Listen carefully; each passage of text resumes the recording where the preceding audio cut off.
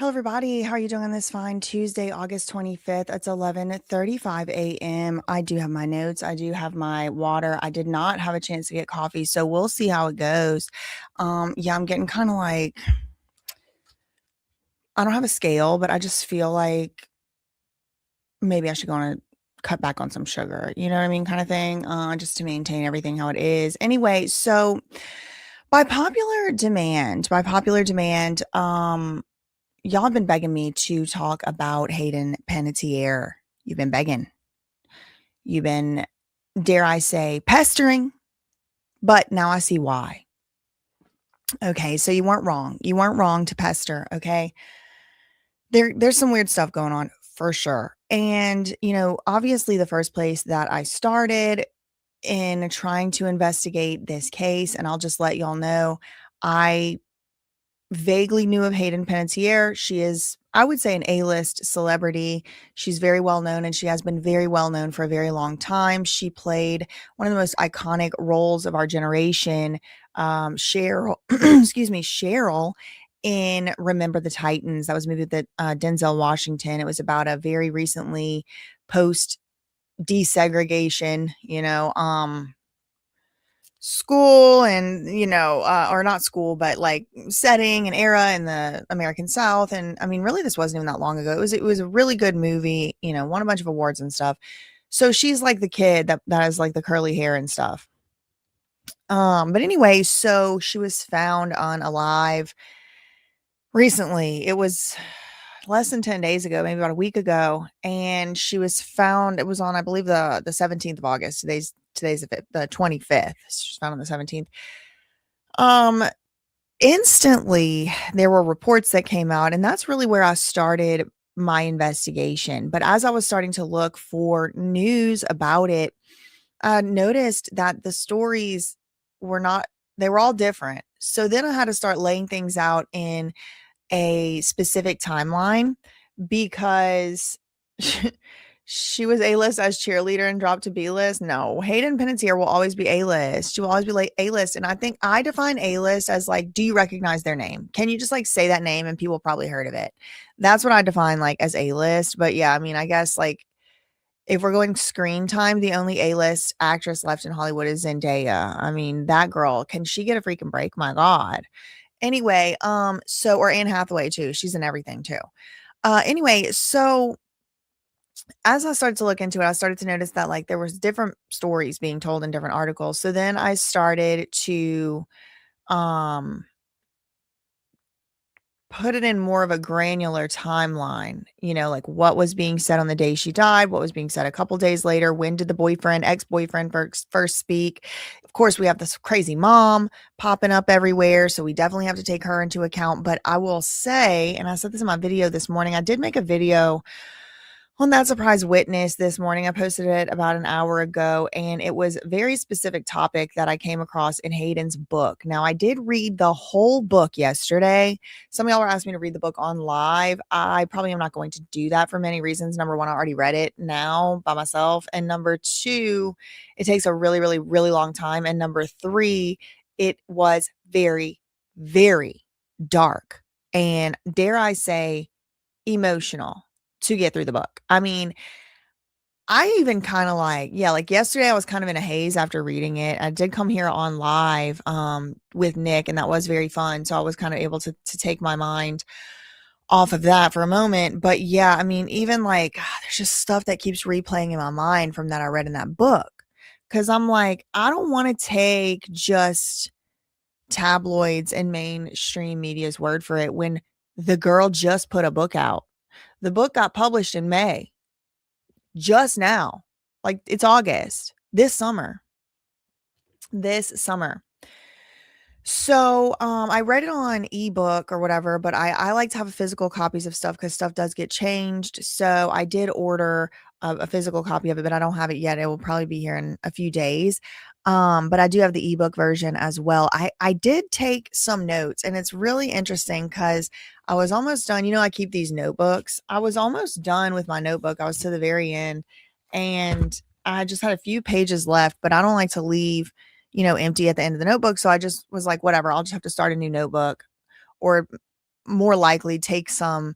If I take notes, I'll do some on like loose paper and then just put them in the back of the book or whatever. Cause I do keep these notebooks and this is all kinds of stuff. I write everything down in here. Like, um, I've kept these for years. It's just kind of like, I don't really know why I started it. It actually it helps me keep everything in one order and I can kind of like go back and reference where stuff happened. But also it's like, I'm always wanting to write notes down anyway about stuff. So it's like, I might as well just keep it in one big notebook. But anyway, I was to the end of the notebook and I was like, I don't want to start because usually I would take it was a 262 page book. So usually I would take pages and pages and pages of notes and I like to draw diagrams, whatever, family trees and things. Well, the very, very last page in my notebook, I filled it up and then there's like 2 pages of not lined paper. No, 1. So there's like the last pages are the lined paper and then there's 1 page of blank paper after that and that's the end of the notebook. And so the notes did go beyond the last page, but only like half of the page on that blank paper. So just enough for me to like still write some diagrams out and stuff. And it was just like, thank God that all fit. I did start writing smaller at the very last page though. So I did kind of cheat. But anyway, y'all, the book was dark. The book was dark. I'm going to go over, that's kind of what I wanted to do. That's kind of what I wanted to do today is not read the book to y'all. But I not advertised, but I kind of announced this in my video this morning, this one, that I would be doing this today. So this is, this video is going to be the first, maybe the only, I don't know, we'll see. But it will be the first a live investigation into the Hayden Panettiere death situation. I will say I'm vaguely familiar. Before yesterday, I read her book all in one day, so I feel a lot more acquainted with her now. However, I will say, before yesterday, I really didn't have a lot of knowledge about Hayden Panettiere. I had almost no knowledge at all whatsoever about her personal life. I couldn't have told you if she was married or not. I couldn't have told you if she had a kid or not, really. So I didn't watch Heroes. I didn't watch a lot of the stuff that she was in. I did not watch Nashville. I don't know why. Maybe I could have. I just didn't. It wasn't in my roster of things I watched. And so I saw the Remember the Titans movie. She was also the voice of a bunch of iconic Disney and, animated characters, including Princess Dot from A Bug's Life. So, of course, I would have heard her voice there. And I just, have vague memories of her kind of being, on Disney Channel ads for the Bug's Life movie, too, in the sound booth or something. I have vague memories. So I just have, vague outlines of memories about Hayden Panettiere. So this video isn't coming from the perspective of, a longtime fan or anything like that. Truly, it was y'all left enough comments to make me interested. Usually, the last time y'all did this, it was about that Lindsay Clancy trial. And it does look interesting, but it also looks very far reaching and deep and twisting and turning. And I feel like I just kind of got into it too late and it's still going on so much. So I'm not going to probably get into the Lindsay Clancy thing, at least at this stage. What else? But the most recent thing before that y'all told me about that y'all just wouldn't let up. You were like, are you going to look into the da-da-da situation? Are you going to look into this? Please look into this. Please, please, please look into this. Da-da-da-da-da. It was the bricks and minifigs situation. So y'all have been, I'll say, accurate in suggesting what you would think I would be interested in when a lot of y'all come together and say it. So for that reason, I decided to look into the Hayden Panettiere thing.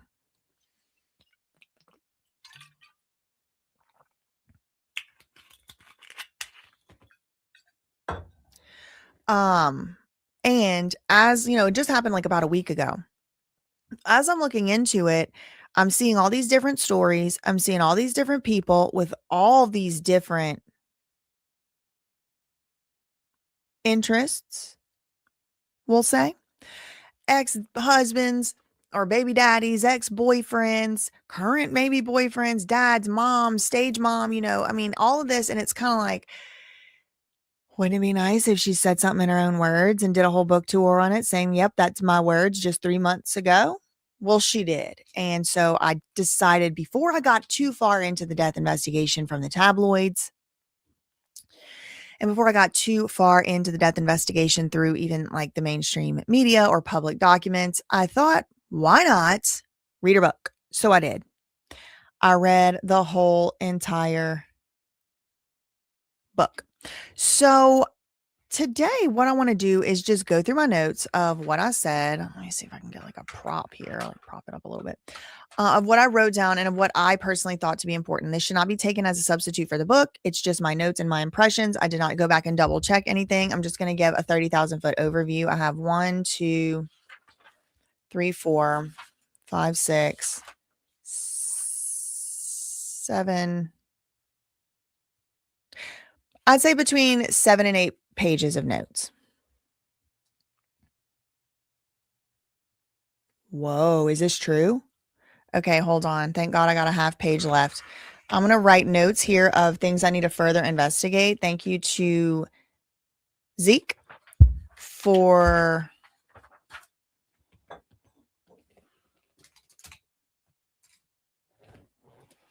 this lead to look into more. Okay, Ruby Rose. So this is the look into. Ruby Rose. Ruby Rose comes up in the David trial too. In the grand jury, right? And Ruby Rose just got in trouble for supposed assault. Zeke TL said Ruby Rose released a text of Hayden's and plans on releasing more. Okay, so released a text of Hayden's. So I need to go check her Instagram out.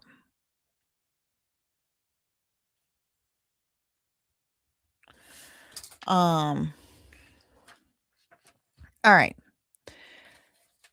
So, without further ado, I guess let me just get started on my notes. Okay, so Hayden's book, silly me, I didn't even write down the title.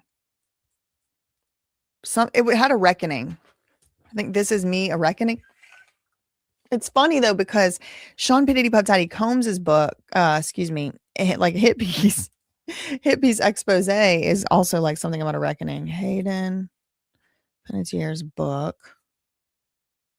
title, just so y'all can know it. Now, interestingly, it is sold out on Amazon. Everybody and their mama went and bought the book. I had to get it from Barnes & Noble. The hard copy book. Her book is called Hayden Panettiere, This Is Me, a Reckoning. Or maybe it's just This Is Me, a Reckoning. She did a whole book signing tour. And there's a bunch of news and stuff about it. However, this is interesting. I heard Brian was being watched too. Won't surprise me if he suddenly expires as well to tie up loose ends. You mean the boyfriend everyone's blaming? Y'all, I have whole entire theories, but it's all based on what I read in this book. So before I tell you my crazy theories, let me tell you my notes. All right. Now, again, this is just my impressions based on, quickly reading a book all day. Probably I wrote some stuff wrong. Probably I read some stuff wrong. It was like a whole 200 something page book and notes in a day. So this is like a 30,000 foot overview, but this will be for people who haven't read the book. And this is her in her own words. I think it's only right that we do hear her out because it was so recently that she wrote this book and put it out as her own, in her own words. I'm sure she had editors. I'm sure she had people help her write stuff. But it hits really close to home because, if it is drug related, I mean, I've lost a lot of people to that and I am pretty much exactly her age. She's 1 year older, 11 months older than me. So it's, chilling. Okay. So book notes. All right. So from the prologue, we'll start in the prologue. Her mom got her into acting when she was just 8 months old. And she is clear to say that it is her mom who got her into acting. Clearly it couldn't have been her. She couldn't even talk or walk. So, from the north part of New York City, They went back. Oh, oh, okay. So in the prologue of the book, she's like, I've been back spending time with my dad. And her dad and her mom had been divorced for years now at this point. Her dad is I don't know if he officially married, but yeah, she calls this other lady her stepmom. So she writes the prologue of the book and she's like, I'm at my dad's house. It feels nice to be back here in New York, Rockland County. It's been a rough few years, she says in the prologue of the book. She was there with her dad to renew for a few months. Her little brother, Jansen, died. See, I even wrote it in here, Jensen. Like I was just scribbling notes. So this is just like an overview. Please don't take this as fact. Please, I actually encourage y'all to go and buy a copy of her book. I mean, the money does go to her estate, which goes to her kid who isn't 18 yet, which means it goes to her baby daddy, who's the brother of the current mayor of Ukraine. So if you want to buy the book, that's who the money's going to be going to for now. But maybe they'll keep it in the estate. Otherwise I, would never encourage anyone to look this up for free. Who knows if there's even a free PDF copy you could read somewhere. So make sure you buy the book so that you can support that.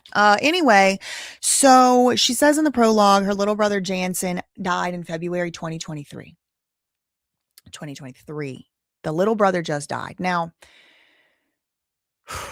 again, I'm gonna maybe get emotional. I didn't even put this together factually until right this second on live. It's still so raw. My dad died like 2017. It's been almost 10 years and it's just still so raw. Like, I don't think you ever get over it. Really. Like they say time heals. It don't. It really don't. It's the same. It's just the same forever. It's cruel to lie to people and tell them time heals. It doesn't. Anyway, I know from, I guess, secondhand experience, my dad lost his little brother. He only had one little brother, one sibling. It was a brother. He died in 2000 or something like that. Maybe 2001 too, something like that. My dad's little brother died. The way my dad's little brother died was he got shot in a drug situation. There was drugs involved. There was weapons involved. So he got shot and he died. He was 28 years old at the time. I remember my dad changing from that situation. I saw my dad cry 2 times. One time was when his brother died. There was a before and after to when his brother died. And I was I don't know, 8 years old, 10 years old, something like 12, maybe 11. I don't know, something like that. So, I mean, I was like a kid, whatever. But my dad was never the same. He never, ever got over it. Ever. And ultimately, my dad met a similar type of end. It was like a drug-related, end. And I not only believe, I know a huge reason for the push behind my dad even using substances and stuff at all, other than actual physical addiction or whatever, was he never got over his brother dying. It was so sudden, so young, so bad. And I think he just couldn't process it ever. My dad would have been about 30 at that time when his brother died. So when I get to this part in the book, I'm like, all right, Hayden was about in her early 30s, 33 or so, when her little brother died. And he was about my uncle's age. And it's like a sibling dynamic. I haven't read nothing else. I'm just in the prologue. And I'm like, the gravity of that, anybody can imagine how bad it would be. You can imagine it and it would be bad. But I saw through my dad's experience, it was like a dark cloud that was over him forever after that death. And that doesn't have to be the case. But what do I know at the start of reading the prologue of her book that came out 3 months ago is she's now dead in a suspected OD. So I'm like, I bet she's been up over that since. There's no way to describe it, I'm sure, to people who haven't been through it. And that was what my video this morning was about. But at the beginning of reading this book, and I'm going to not do any spoiler right here for this, you don't know how the brother died. It just says he died. I could come up with some speculations at that point, but it just says he died. She says, though, it has left her devastated, obviously. And she says, if my brother were alive, or if he could somehow send a message to me in some way, I think he would say, death and birth are part of life. This is one of the very few quotes I wrote down from the book. The brother would say to her, death and birth are part of life. Death and birth are part of life, but they allow rebirth if you let them.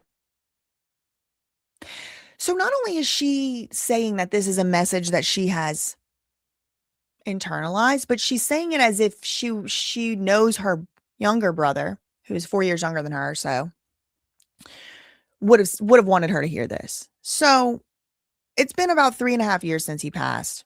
Very, very short time in the grand scheme of getting over an immediate death of an immediate family member.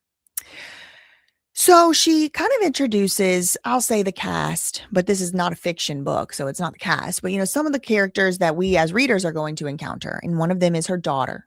She has a daughter, Kaya. But Kaya doesn't live with her. And for that, she also grieves. And of course, again, hits very close to home because I know what it's like to be the child that's not living with the parent who's making those decisions because of those decisions or whatever, right? And then she introduces Vlad. Very interesting, spelled with a W. Vlad, but it's, Ukrainians, Vlad. That's the baby's daddy. That's Kaya's daddy. And Hayden's ex-fiance. They never got married. She does talk about it in the book. She also says in the prologue that she grieves for the fact that she doesn't live with her daughter. She grieves for the death of her brother. She grieves all the hours she lost to addiction. So it's setting the stage here.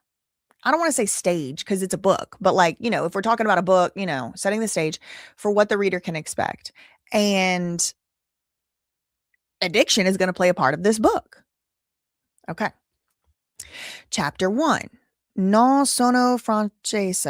I don't know, girl. If that's Italian, is it French? No, if it's French, I would say Francois, right? So, non sono francese. I guess I'm not French or whatever. So,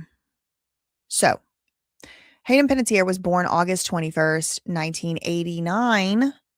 She died unexpectedly, tragically, August 17th. Okay, so she was born August 21st and she died August 17th, 2026. Her dad, she says in chapter 1, was a cop, a New York Police Department, NYPD cop, but then he changed careers to being a firefighter. All right, that's going to become important later. Her mom, on the other hand, we get an introduction to her, and I had already been a little bit introduced to the mom because I had seen a few of her interviews, one that came out yesterday morning. One of the reasons I finally just pulled the trigger on reading Hayden's book is that mom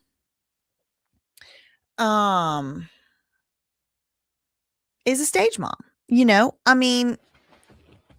I first became aware of this mom's existence a few months ago because I was aware that Hayden's book had come out.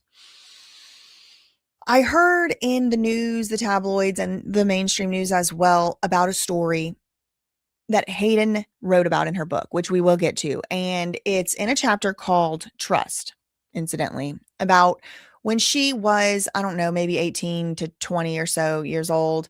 And she went on a yacht with a friend who she really trusted. And she's on the yacht and they're all having a great time and everything's going well. And she had no warning signs that anything was amiss. And all of a sudden her friend leads her downstairs into, a bunk or like a bedroom part of the yacht. And waiting for Hayden there on the bedroom part of, in the bed under some covers with his, arms up behind his head or whatever, like basically waiting there for Hayden to be brought and delivered to him was a so-called, quote, British singer-songwriter. Now, everybody was trying to figure out who that was. And a lot of people had started to speculate that it was James Blunt. James Blunt yesterday put out a statement saying, no, that wasn't me and all of that. So when the book came out, there was I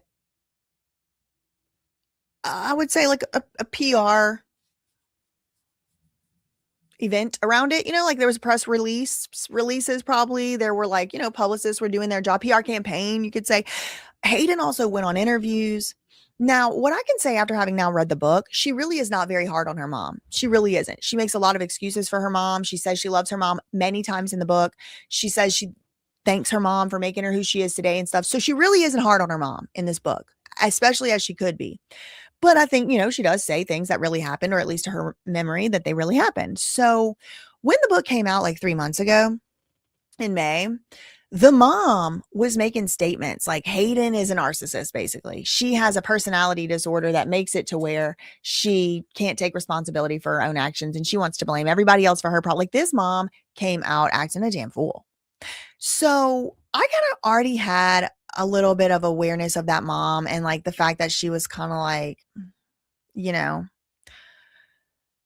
fast forward to yesterday morning before I read all this whole entire book in one day. Fast forward to yesterday morning, I saw an interview or two from that same mom, and I just saw her affect and her demeanor and her bright orange lipstick and the way she talked about Hayden. And, of course, primarily I feel bad for the lady. She's done lost 2 kids. I'd make anybody go crazy. I mean, her only 2 kids and they're gone. She lost her marriage, like everything she probably used to be excited about having and doing as a little girl or even a young adult, she just doesn't have now. And so, I mean, in some way, most ways, I feel very bad for her. But I just can't shake that, like, her coming out and like basically undermining Hayden a few months ago when the book came out, when Hayden was still alive.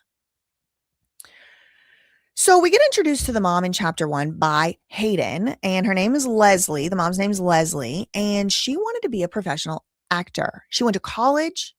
She went to New York. Like she was trying to be an actor, the mom. She wanted to be a professional actor. Now,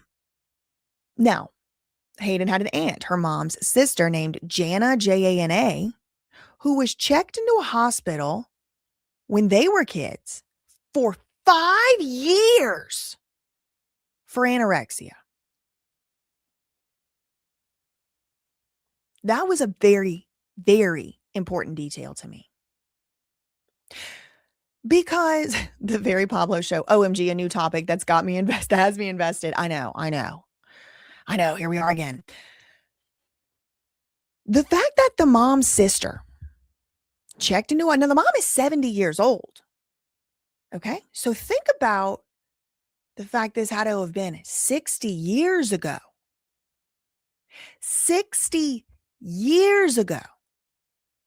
The mom's sister was checked into a hospital for anorexia for 5 years.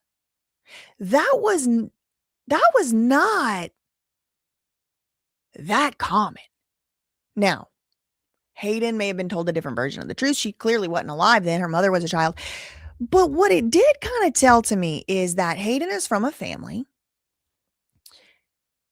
that exercises immense control over their children, which parents are not only entitled to do, but they do have the duty to do. I'm not saying there's something wrong with it, but it reminded me of Britney Spears's conservatorship. Hear me out. Reason being, Britney's dad and mom, at the first sight of losing control of her, began to take measures to control her. We saw this with the Jason Alexander marriage. I made a video on that. We saw this where they swooped in right after she married Jason Alexander and they said, no, you were out of your mind or whatever. They got the marriage annulled. We saw it again in the conservatorship where Britney was starting to reach out to other people to be her manager. Sam Lutfi. They said, oh, Sam Lutfi's going to end up killing her, whatever. So we now know, and it's a historical fact, that her parents exercised immense control over her. I'm talking about Britney Spears still, but there's an analogy here. And the reason I think the things I think about Hayden come from this Britney stuff. So I'm trying to tell y'all why I think it instead of just saying it as a fact or even as my opinion. We later found out in Britney Spears' book that her dad, Jamie's mom, had been put into the psych ward, or they called it an asylum back in the day, by her husband. So Jamie Spears's mom was put into an asylum by Jamie Spears's dad. And so it's like, makes sense. Got it. Now, rewind all the way back to 60 years ago when there wasn't social media and there wasn't the body standards of what they are today. What would it have possibly been going on in that household for the sister, Jana, to have anorexia so freaking bad? She needed to be hospitalized for 5 years. Probably something went on in that house, if I had to guess. These are all speculations. Okay. So I'm like, all right, this gives me some context. Because in the house where Hayden Panettiere's mother grew up, the parents locked their daughter up for 5 freaking years for an eating disorder. Now, I don't know all the details. I don't know any of the details. In chapter 1, it just said it. Mom's older sister, Jana, had been checked into a hospital for anorexia for 5 hours, from the home. See, I told y'all I might have got some stuff messed up. So I just wrote down a year, amendment, a year, which is much better than 5. I was blown away by 5. Okay, amendment. Her mom's older sister, Jana, was checked into a hospital for anorexia for a year, 5 hours from their home. And the mom and the dad would drive for 5 hours both ways every weekend. 5 hours one way, 5 hours the other way every weekend. Hayden's mother, their parents would drive to see. Now, it was 1 year, it wasn't 5 years. However, it still caught my attention because, again, were parents doing this back in the day for anorexia? I'm not saying that people shouldn't be hospitalized for it. I'm just saying this was Hayden's mom's 70 years old now. So this was going on in her house. She lived in a house where the parents exercised extreme control and probably restriction, I'm not a doctor. I'm doing a psychoanalysis 60 years in the present. But if somebody got anorexia in a house, there's no social media, there's no internet. Maybe they developed anorexia because of the social standards from the church, or maybe their parents are really hard on them and calling them a fatty or something. I don't know. These are just things that just kind of like splatter through my mind while I'm reading chapter 1. However, it does show that Hayden's mom grew up in a household where the parents would take serious control over their kids and put them in a hospital for a year, 5 hours away from the home, etc. Thank you so much to Christy in Florida. And shout out to the mods in the chat for the $20 super chat. Smash that thumbs up. Yes, please. Thank you for the $20 super chat. Thank you, Morgan, for the 2 jewels, and to Robin. Or she didn't have a problem at all and they were crazy. Anything, right? So what I wrote down in my notes, star controlling parents. That's what I wrote down in my notes. So take with that what you will. You know, I interpreted it that way. Hayden did not write the book to say her parents were controlling. No, it didn't. Also, it didn't say they wanted to help her so much, they loved her so much. It just was kind of written like it was a fact. Okay. So you also find out in chapter 1, not only did Hayden's mom want originally for her life, for her hopes and dreams to be a professional actor, but also her mom was 9 months pregnant, still doing Midsummer Night's Dream performances, which is a Shakespeare play. Her mom was 9 months pregnant doing Midsummer Night's Dream performances, and she played Titania. Okay. Now, the director was scared the water was going to break on the stage, but luckily it never happened. And they had to re-sew the mom's dress. So Hayden Panettiere was on a stage as a fetus. Okay. So that was important to me. Hayden was in fetal form doing a Midsummer Night's Dream. All right. She literally was like in utero, growing into a human, growing from, 2 cells into a human while her mother was in this role. Okay, so that's what I got from chapter 1. Chapter 2. Now, I will let y'all know some chapters have a lot more notes than others. Chapter 1 is one of the longer ones. Some chapters don't have any sentences, and I'll just breeze through them. But there are like 6 chapters. 46. So chapter 2 is titled, also, in chapter 1, I didn't write this part down, but I'll tell y'all, we are told that her name is actually Italian. And the reason that it is spelled like Panettiere with the E at the end is because apparently the Panettieres came through Ellis Island, as many, many Italian immigrants and descendants of Italian immigrants in the United States did do. And when they came through, the record keeping wasn't too good, and they changed the spelling of the name from Panettiere with an I at the end to Panettiere with an E at the end. But apparently, like, her whole family actually pronounces it Panettiere, and they just spell it with the E still or whatever. But anyway, okay, so she is of Italian heritage, not French. And you know, there's always a funny, silly name story, isn't there? Anyway, chapter 2, Mornings with Michelin. Michelin, like the tires. So by the time Hayden was 8 months old, she already had a modeling contract, and not with any old middle of the mall. Actually, I think they were doing this in the mall. But it was Wilhelmina Models, which especially in 1990 was a huge deal. Wilhelmina Models did the sponsored Project Runway, and that's, you got the Wilhelmina Models contract. But the web keeps webbing because the Wilhelmina Models thing came up in my first series on this channel. My first show was the Melania Trump one with like I forget all their names now, but you know, the right hand to Trump, and then the right hand to Trump's Brazilian baby mama, like saying she was going to expose everybody, including Melania. I haven't looked into that recently. I've been so busy doing literally everything else. I just, like, my brain won't even think another thought. But Wilhelmina Models. Okay. So Hayden Panettiere was already signed to a modeling contract by the time she was 8 months old. And for representation, for modeling agency to be her agents. 8 months. Okay. She couldn't walk, she couldn't talk, but she had a modeling contract. Her first audition was when she was 8 months old, and it was for Michelin tires. Her mom, and this is important to me because, like, I think a lot of times, because babies are just babies and it really is innocent. You know, we see a little Gerber baby, we see a little Michelin tire baby, and they're just wearing their diaper. Or, like, you know, Full House, we would watch that in the 90s, whatever, and they would have the kids in their diapers, and it's like, you know, this little girl, you know, when she grows up, she'll be a woman, but, like, don't be a pervert. Like, it's just a little kid, like, it's a baby, it's okay. Well, here's the problem, y'all. There are perverts. Okay.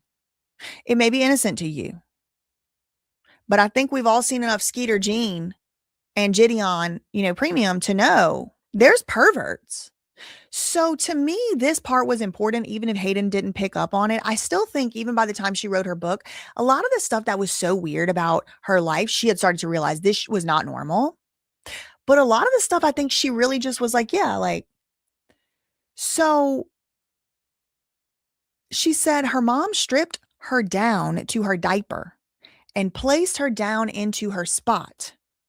This was for the Michelin tires. Now, she strips down Hayden into her diaper and puts her in the tire. And then Hayden's like, my head was bobbling, like I almost fell, but I didn't get the job. So that was when she was 8 months old. Then Hayden had her second audition when she was 11 months old, 3 months later, and it was for the Play School brand, and it was a toy train commercial. So they wanted her for a commercial. She was hired. So she got hired to do her first paid acting job through a modeling agency for a mega brand before she was 1, before she ever turned 1 years old. She said her first memory of life is watching a train circle the tracks over and over and over.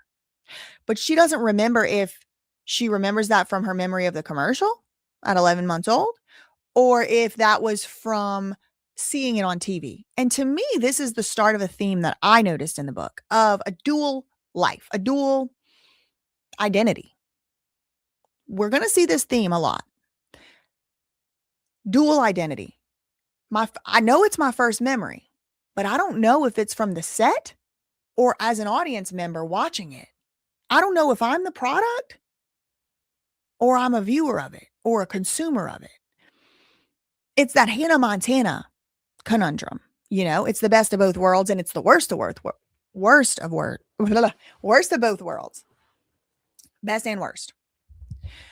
Also, I mean, there's that MK, you know, splitting and fractaling, but we won't do that. Fracturing, not fractaling. Fragmenting. Thank you. Thank you. Yes. And from the time she was able to get her first memory memorized, it was from her first audition. Now, was it from the audition or was it from watching the commercials on TV for years? She don't know. And she says it in the book. She doesn't even know. It must feel like you're living in a dream.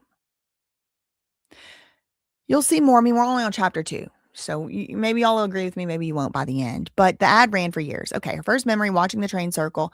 She said checks arrived in the mail all the time from the commercial. But baby modeling couldn't make you rich. Remember, she's 11 months old. Checks arrived in the mail, but baby modeling couldn't make you rich. Chapter 3, Stage Fright and Howard Stern. Chapter 3, Stage Fright and Howard Stern. By the time she was 5 years old, Hayden Panettiere had done 50 commercials and way more auditions because she didn't get every job she auditioned for. She talks about a specific commercial that she'll never forget. I have it in my notes as the Chex commercial from hell. Do y'all remember Chex cereal? Since there's no visuals, I'll see if I can find. Oh, she didn't get this job. Hold on. Let's see if I can find. Y'all know so we can probably figure it out. Let me see. Let's see if we can find the commercial she didn't get the job for. That'll be a fun little extra thing. Let's see. Chex cereal.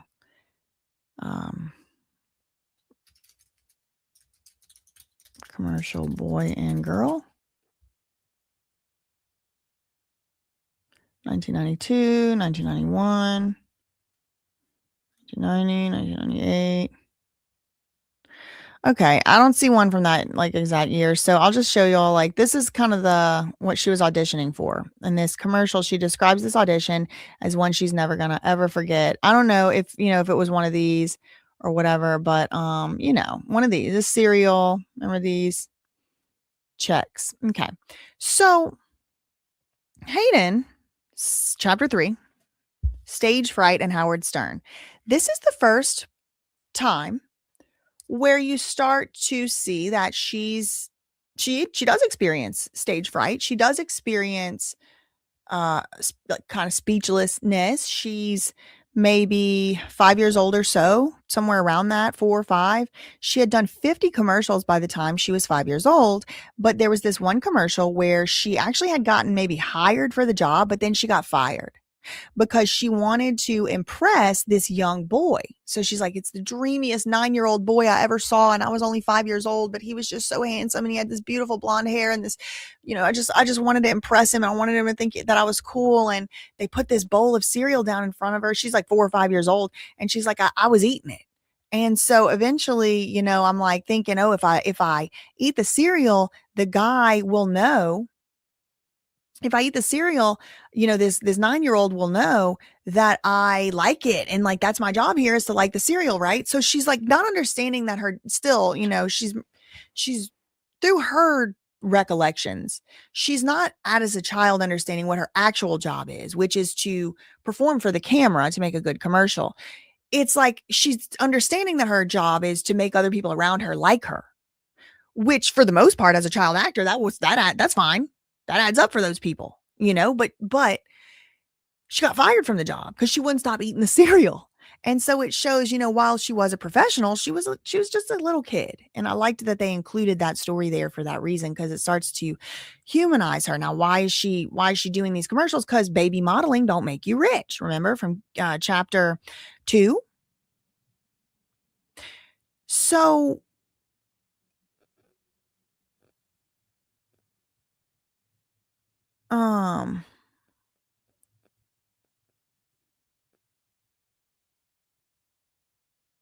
she was auditioning for commercials by now. The mom was pissed. So this is also where we start to get insight into how the mom would act. And it's actually fascinating because it shows you how these child actors, the ones that are really good, that turn into being very successful adult actors, are trained up by their parents. They are managed by their parents forever, since their earliest memories. Her earliest memory is a train going around and around in the track. And she don't know if it was from being on the set or not. She remembers, and y'all are about to not like this mom in chapter 4. Y'all are really going to take a turn for the mom on chapter 4.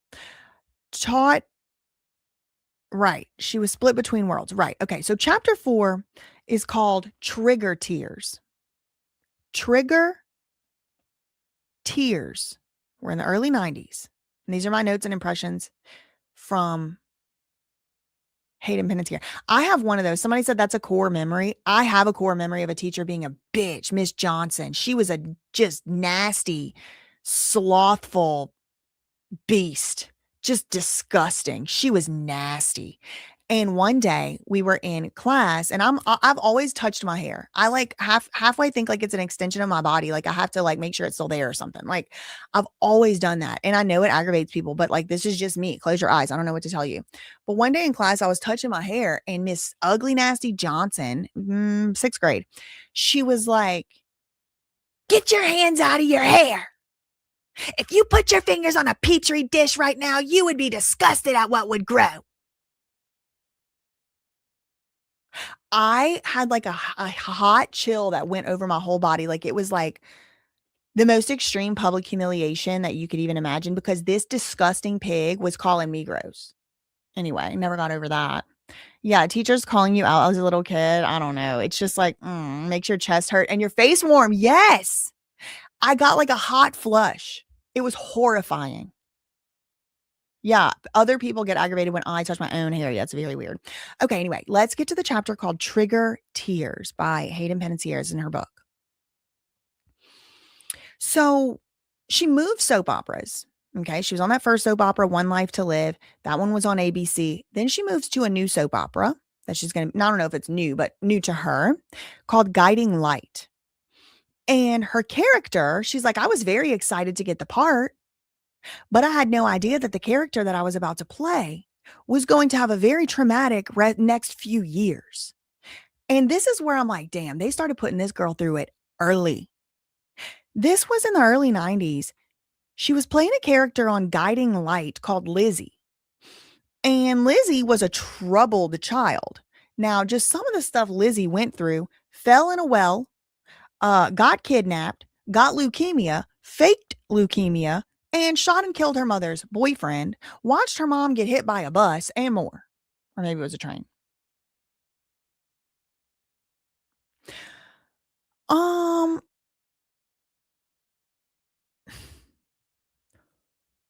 Again, I'm thinking of the Hannah Montana problem. Where does your acting world start and your other world begin? I mean, we can call acting not the real world, but isn't it a real child? Really there playing the real part? So, at first, the way that Hayden got this job, according to my reading of the book, okay, this could be contested elsewhere. I'm just telling y'all notes from the book, please. I didn't do any extra research. I'm just telling you her words from her book, but maybe some of this could be contested. But the way that she describes it is the way she got the job. She was really only supposed to do like a show and appearance. She was auditioning for one appearance on Guiding Light. One appearance. She wasn't like a recurring character. But when she did the audition, her mom had a plan up her sleeve. Her mom wanted Hayden to get cast as a regular character, which really wasn't done on this show. But the mom wanted it. So, and maybe it was One Life to Live. I may be getting the two, mixed up, but I think it was Guiding Light.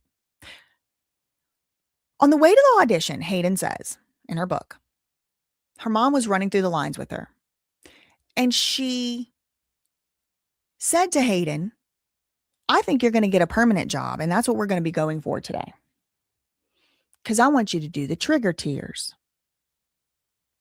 Trigger tears. So that leads, that's the title of this chapter, by the way.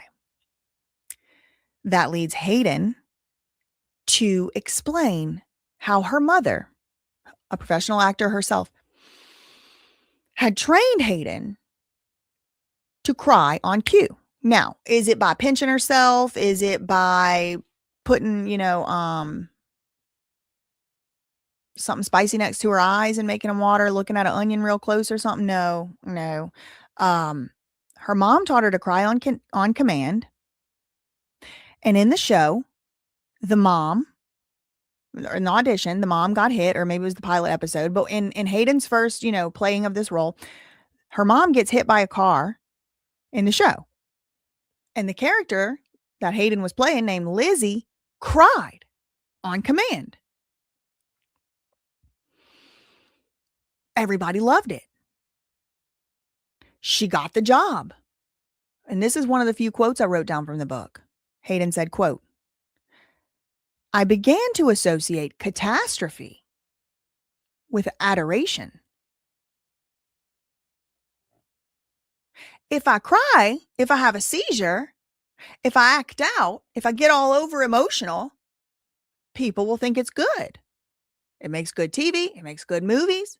She says this. I began to associate catastrophe with adoration. Now, Hayden talks about how her mom taught her to do the trigger tears, how to trigger the tears. And her mom would tell her to think of the saddest, most horrible thing that could possibly happen to an 8-year-old or a 10-year-old or whatever it was. And Hayden was going through all this horrible stuff. She would think like her dad dying or her guinea pig dying or being beheaded, like just crazy stuff. And she said, I would think about it on set and I would instantly cry. So yeah, I might've been standing by, this actor holding her hand, pretending that we were in the hospital. But in my mind, I wasn't there. My guinea pig was dying. So that to me, and I thought that was very important for many reasons. I mean, we could do a whole episode on that. But the mom is teaching her to sort of heighten her emotions on purpose, to feel real emotions, not to fake them. And Hayden is associating getting to those states with adoration and paying the bills and acceptance and being good enough for her mom because her mom's telling her to do it.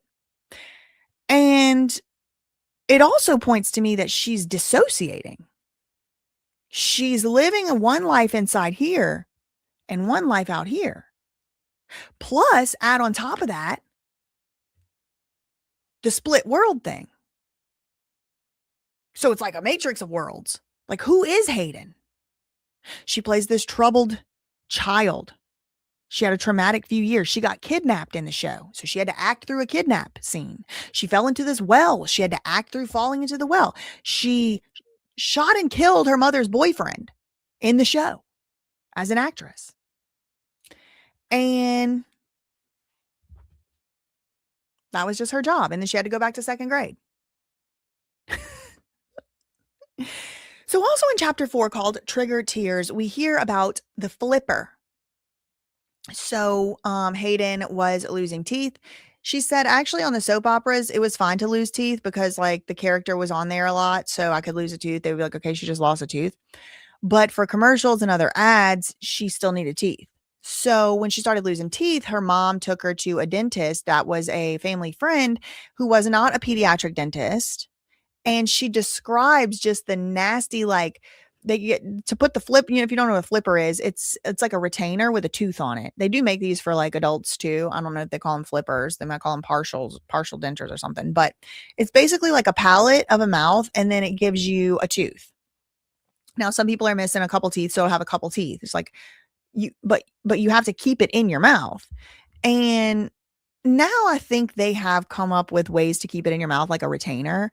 But back in the day, it was like basically just like a dentures. So you would have to glue the denture to the roof of the mouth with Fixodent. So like denture stuff. And she remembers being super grossed out by that slimy, sticky, nasty Fixodent in her mouth. So she had the flipper. That was fine. That was good. But then she went to Chicago for an audition or for a job or something. It was an audition. They flew there. And so it was a big deal. And the night before the audition, she lost a tooth. And the mom starts freaking out. And she's like, I remembered being scared to even tell my mom that the tooth was loose. And I was scared that she was gonna, freak out and be mad that I ate the crunchy candy or whatever. And it's like, all right, so now I'm starting to see Hayden is taking responsibility for not only her mom's emotions as a young child, but she's also taking responsibility for things that are completely not within her control. in any way, completely out of her control. Like if she loses a tooth, like to some extent, yeah, if you're eating on something crunchy and hard and you know your tooth is loose, like, yeah, maybe like don't eat anything crunchy and hard until tomorrow and don't knock the tooth out, like to some extent. But really, when a kid loses a tooth, has nothing to do with them. like in general, kids lose teeth. So, but Hayden was scared to have like a normal human process. She also talks about sun in. She would go to the beach with her mom before auditions, and her mom would spray the sun in her hair because her hair when she was born was really blonde. But all of us, mine too, all of our hair starts to get darker. Some people more than others, but hers was very blonde when she was born. And some people's, gets darker than others. But like a lot of people have blonde hair when they're born and they have brown hair when they grow up. And that was kind of what was happening to her. And her hair was getting darker. So her mom would take everybody to the beach, but she would spray the sun in Hayden's hair, and Hayden had to sit there and not go swimming yet. So her hair could, get lightened in the sun. Again, that's fine, whatever. I mean, I don't know. Maybe it isn't. I don't know. Maybe it got chemicals in it or whatever. I don't think anything's wrong with putting a little lemon juice on the ends of the hair or whatever. But the problem is Hayden was internalizing that that was what was necessary to get hired. And to get hired was her whole value and her whole worth at that point, because it was the only way her mom would give her any attention and love, according to her. Good question. Ghosty Kitten said, where was her dad in all this? Well, there were a couple times where the dad did step in and try to say, like, do you want to really even still do this, Hayden? Like, we can pull the plug on this. And Hayden would cry and say she wanted to keep doing it. Plus, it kind of sounds like the mom was a bit overbearing. But between the overbearing mom and Hayden saying she really wanted to do it, the dad kind of got pushed out, but I think he probably would admit that he could have done more. Okay, so that's we're on chapter 4, trigger points. So she loses the tooth in Chicago, and then the mom goes get super glue from the store and super glues the tooth back onto the she super glued the lost tooth onto the flipper. Okay, so chapter 6, I didn't really write a lot of notes. It's called Little House on the Hudson. She just talks about how her family moved, and she wasn't making, it wasn't like, oh, she was making a bunch of money at this point. Like her dad had, I think, a flooring business, and he also was working as like a police officer or firefighter, one of the two at this point. And so they moved into a different house, and it was in a really nice area where a lot of famous people live in New York. And one of her neighbors was Bjork.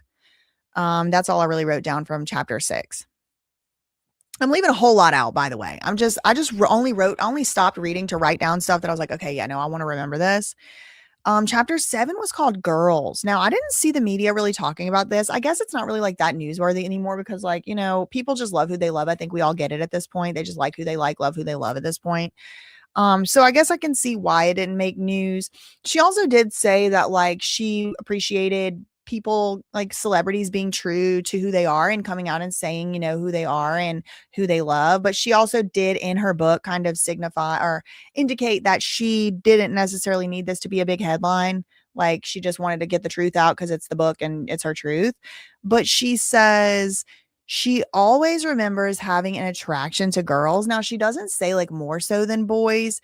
Actually, she does. She says more so than boys. Like when she was younger, she said, she had crushes on boys too, but she was like into girls at a young age. And she said she was influenced by like LGBT characters, kind of like living their truth or whatever. She mentioned Buffy the Vampire Slayer, I think another show, Seinfeld or something like that.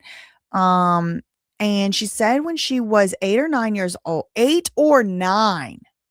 old, this is in the early 90s. This is before social media too, y'all. 8 or 9 years old. She told one of her friends who was a girl when she was at their house about thinking other girls were pretty or whatever, attraction to girls. I'm not going to get into the details, but there's a few details that she gets into. Her and the friend end up 8, 9 years old, okay, doing, it's not too graphic, but it's like, I'm not going to repeat it here. But apparently her dad walked in on her and the friend, 8 or 9 years old.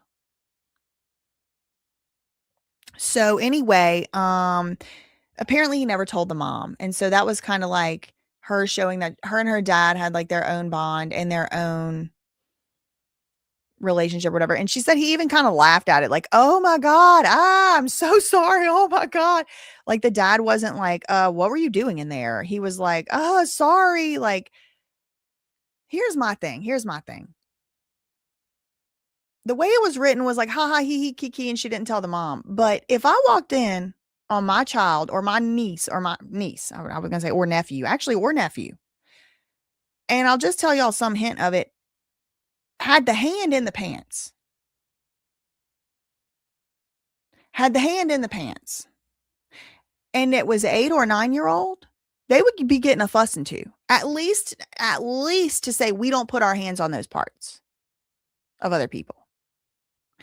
8 or 9 years old is also astonishingly young not to be attracted to girls. Everybody saw Princess Jasmine and thought she was pretty girl. I mean, hello. But how would you know? I wouldn't have known. I'm telling you. I was very innocent and the internet did not corrupt us at that point. There wasn't any internet. So somebody would have had to tell me about putting a hand in a pant. Do you see what I'm saying? So if I would have, especially in the early 90s, but even today, if I would have walked in on an 8 or a 9-year-old in my care, whether it was a friend, whether it was my kid, whether it was a niece, with a hand in the pant, I would have instantly said, what are you doing? Now, I understand it was the dad, but he never told the mom. Amy says no social media, just hanging around adult actors and actresses on a daytime soap opera. I remember doing like stuff like not that. Like kids do stuff. I remember the neighbor boy when I was about 4 or 5 years old saying, if you show me your, I'll show you mine. If you show me your, and I went and told his mama. I said, so-and-so's trying to get me to show my property to him. I was like 4 or 5 years old. I knew. My parents had told me, you don't know. You don't do that. So to me, it doesn't make me think something was bad with Hayden. And I'm not judging her. She was a child. But something put Hayden in a situation where she thought that was something you do when you're attracted to somebody.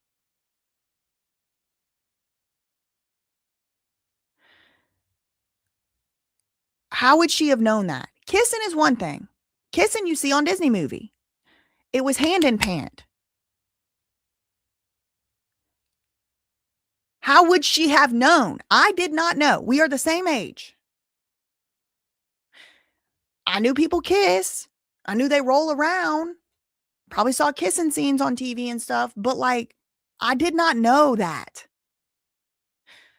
How did she know that that's what you do when you got attraction to somebody?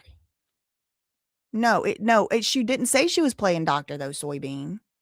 She said she was attracted. She told her friend she was attracted to girls, and the friend said, do you wanna? And she put her hand in the pants, and the dad walked in on it.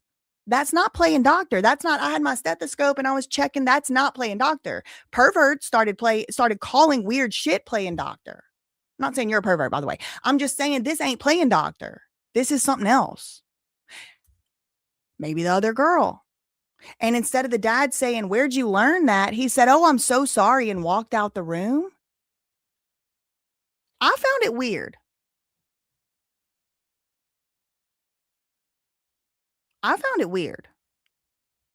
Other friends. And how long was she left with these other friends?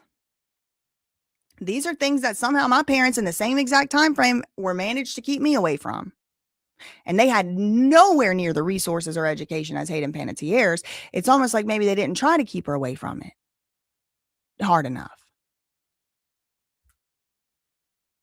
Anyway, so that was chapter 7, girls. And to me, it's two separate issues, right? Her attraction to women or girls is totally separate from the act that I'm telling about. And I'm not saying she did something bad or wrong. I'm saying, how'd she know that? It's alarming. It's alarming. Boys play measure. Oh my God. The boys are doing it too. My God. 8 years old is young. Okay. So now we're going to move on to chapter 8. The name of the chapter is 7 Freckles and 5 Band-Aids. This is when she talks about playing Princess Dot in A Bug's Life. She was 7. Okay. Also, y'all, please don't put sexuality and kids in the same comment. Y'all are gonna get my stream zapped. Please don't put that in the same comments like that anymore. Please. In the same live chat. I see people saying hyper, blank, ality, and kids in the same message. I'm gonna get my stream's gonna get took down. I'm gonna have to come back tomorrow. Okay, so now she talks about Princess Dot, the character she played. So let me look that up. Let's do a visual aid here.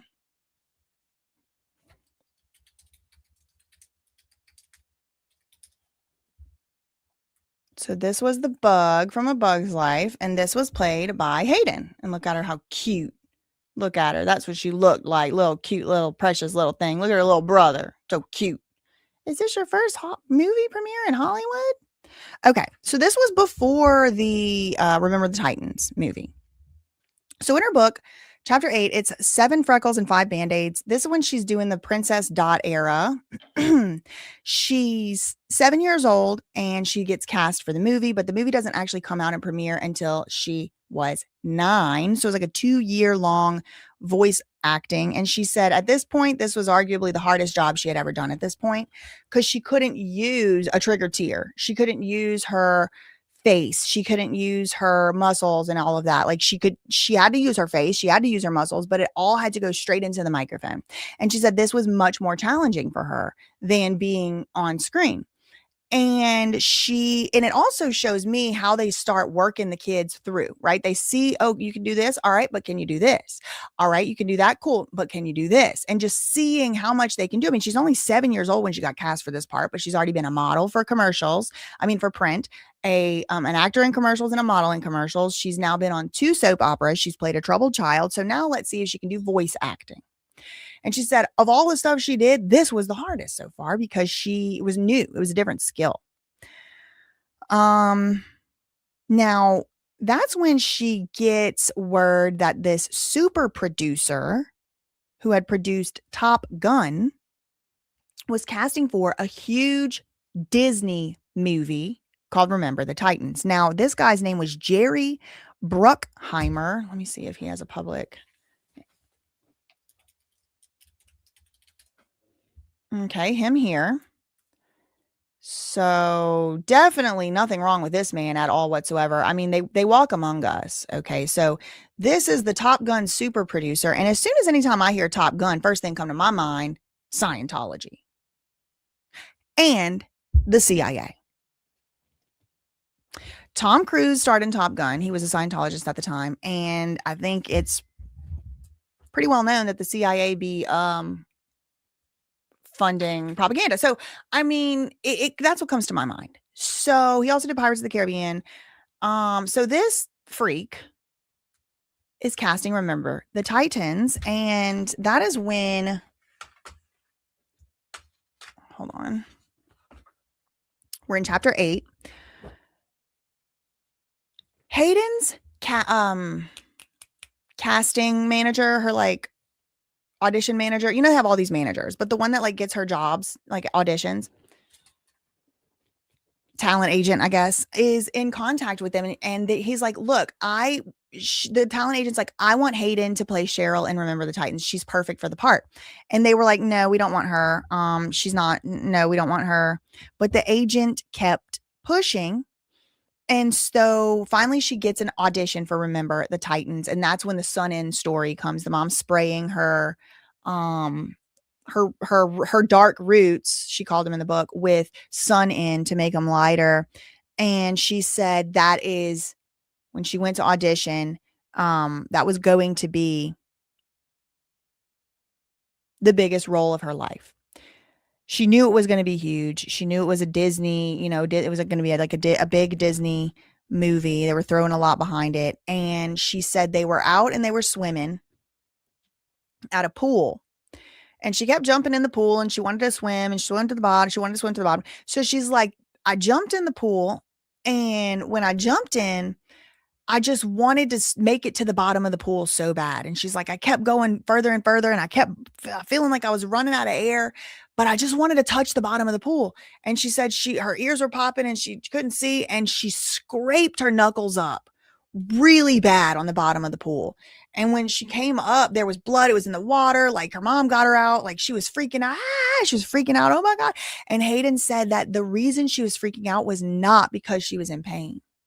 It was because she was afraid it was going to mess up her Remember the Titans audition. So again, we saw this with the flipper. Now we're seeing it again and with the sun in. And now we're seeing it again with the fingers. When something happens in her life, is she worried about it for herself or the character that she's going to play? Is she really worried about it because it affects her safety? Or is it she's trying to people please the adults around her, like the producers and the directors? She said her mom actually was kind of like, chill about it. She's like, it's all right, Hayden. It's all going to be all right. Everything's fine. So they put Band-Aids around 5 of her knuckles. She had 7 freckles on her face at the time, apparently.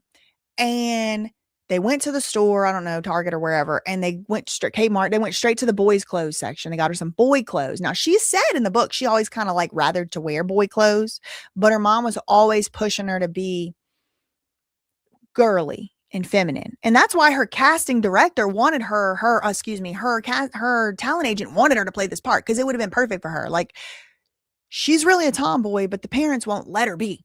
And so that's the role of Cheryl. She has this long, beautiful hair, and they bring her to church on Sunday, but she's cussing out the football players on the field on Friday nights or whatever, or on Saturday nights or whatever. So she said her mom said, oh, yeah. The reason I left this part out, I didn't write it down, so I forgot, but now I remember. The reason the movie people at first didn't want Hayden to play Cheryl in Remember the Titans was because she was too girly. And Hayden was only girly because her mom made her girly, according to Hayden. So her mom was finally like, Hayden was so happy that her mom was finally letting her shop in the boys' clothes section. And, just it was okay that she scraped up her knuckles. Her mom was like, if you want tomboy, you'll get tomboy or whatever. So she auditions for the part. Obviously, we know she gets it. So chapter 9 is called Remember the Titans. It was a high priority Walt Disney film. The director of this one now the producer was supposedly Jerry Bruckheimer, but the director is Boaz Yicken. I don't know who that is. Let me see. Gotta get my keyboard. Hold on. Let's see, just to have a visual aid, because I know a lot of this right now is just me talking. Boaz Yicken. Oh my, Jesus Christ. Oof.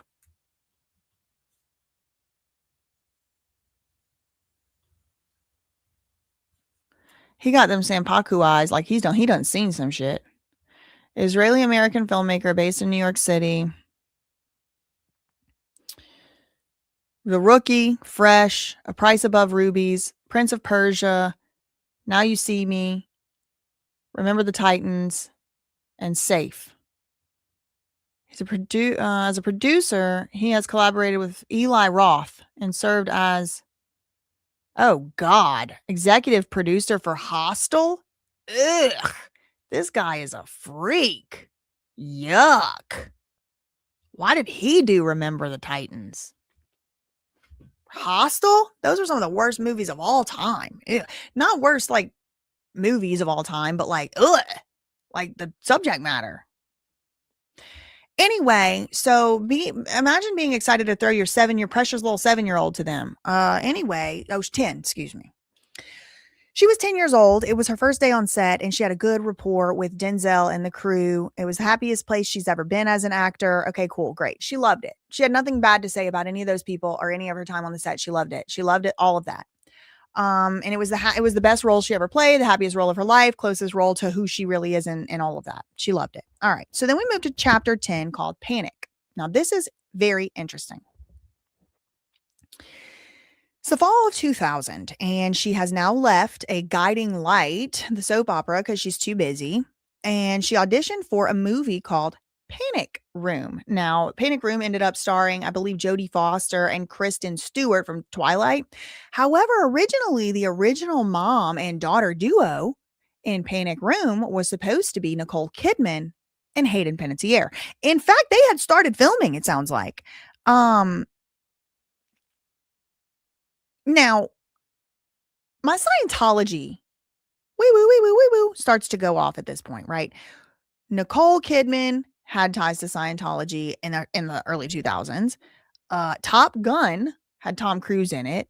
So they're putting her in these Scientology movies for sure. Okay. So I don't want to forget that there's a string of suspicious Scientology deaths, including Priscilla Presley or whatever her name, Lisa Marie Presley, including Michael Jackson, who was married to Lisa Marie Presley for some time.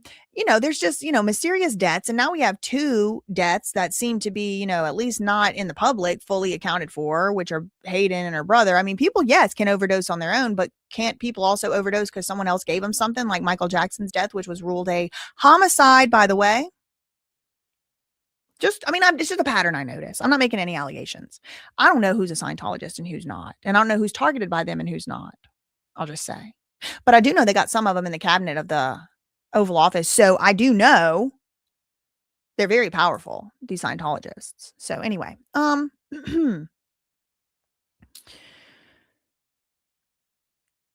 she auditions for Panic Room. She gets the role. Nicole Kidman's going to play her mother, but then Nicole Kidman was doing Moulin Rouge at that same time, and she had gotten injured on Moulin Rouge, a hairline fracture to her leg or something. And then when she was filming Panic Room, she broke her leg again. She re-injured it or whatever. Oh no, I'm scared. I just Googled where Eli Roth got the idea for Hostel. Okay, now I need to know. Even though we're moved on from that chapter, where did Eli Roth get the idea for Hostel?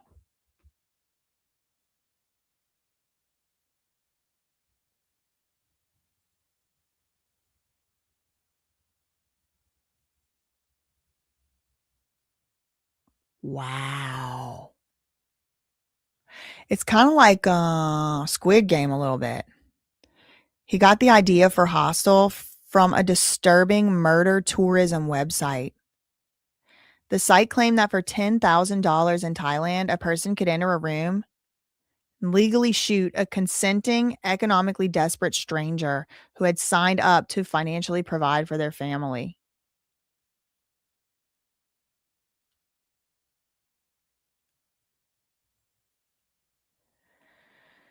Okay, so these are the type of wolves that a young Hayden Panettiere got thrown to. Not Eli Roth, though. Heroes was gory too. Interesting. I didn't know that. I did not know that. I didn't watch it. Okay, so we're on chapter 10, Panic. Okay, so this is one of the most interesting auditions of the whole entire book, okay, because it was sick. And now that I know that it was with these freaks, actually, no, it wasn't. That was Remember the Titans. Who did Panic Room? Now I want to know who did Panic Room. Who directed and or produced Panic Room? David Fincher, produced by Gavin Polone, Judy Hoffland. Cope was also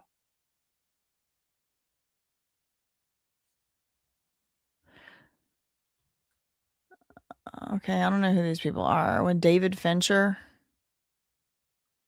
American director.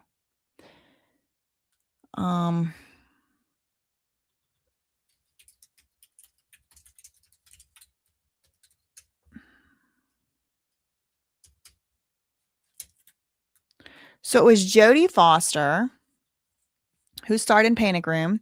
Jodie Foster, Kristen Stewart as a young, in the early 2000s, or 2000 exactly. Forrest Whitaker, Jared Leto, Dwight Yoakam, Patrick Bouchot, Paul Schultz, and Mel Rodriguez. Okay, so this was Panic Room. It came out in 2002. But these two ended up playing the mother and the daughter. But originally, the daughter and the mother was supposed to be played by Hayden Panettiere and Nicole Kidman, according to Hayden Panettiere's book. Nicole Kidman being this actress.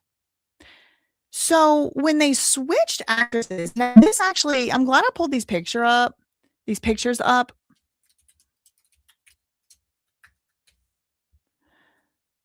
because this is what Jodie looked like in 2000. Okay, so I think Hayden Panettiere could have easily played her daughter. Um, I think Hayden Panettiere could have easily believably played her daughter, but they instead, yeah, Nicole was in Scientology with Tom for a while. Cause look, but Nicole Kidman does really look like more like Hayden because she has this, curly hair and stuff. But anyway, so the audition for Panic Room for Hayden Panettiere, the whole audition, there was no speaking. Do you know what she was doing the whole time, the whole audition? Having a fake seizure. So they have this girl have a fake seizure. There's no other audition. It's just that. She's spitting and jerking and all of this. She gets the job. Nicole Kidman hurts her foot, and now Hayden gets fired. Even after she had to do that whole fake seizure. Now they hired Kristen Stewart instead, who would go on to be in the Twilight series. And Hayden said that the reason she found out later from her agent or her manager, whatever, way later, that really the true reason she got fired was they wanted to cut Hayden's hair. But her mom would not let them cut her hair. Now, I found that to be one of the few redeeming moments of the mom of the whole book. I was like, you know what? Good. I'm glad, because we're always out here saying the parents should put their foot down, not over hair. Who cares about hair? Some parents don't care about hair. But if you have a boundary and the boundary is you're not cutting my kid's hair, then you're not. I don't care if Nicole Kidman, Jodie Foster, or who's on this movie. It don't matter. It don't matter to me. But that doesn't seem to be how Hayden saw it. She's like, kind of, the way she did put it in the book was kind of like it was a matter of fact, but the way she described getting her hair cut into a bob or whatever was kind of like she kind of wanted a bob, like she was kind of tired of that long hair mess, but her mom wasn't going to let it happen. But I personally thought that was one of the more compelling things from the book, that made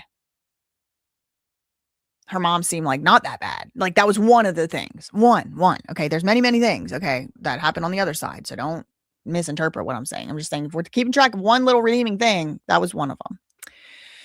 Chapter 11, we get the 9/11 chapter. It's called Never Forget. Now, as you will probably recall, her dad was NYPD and then he transitioned to being NYFD, the fire department. And just so happened her dad had retired in January 2001.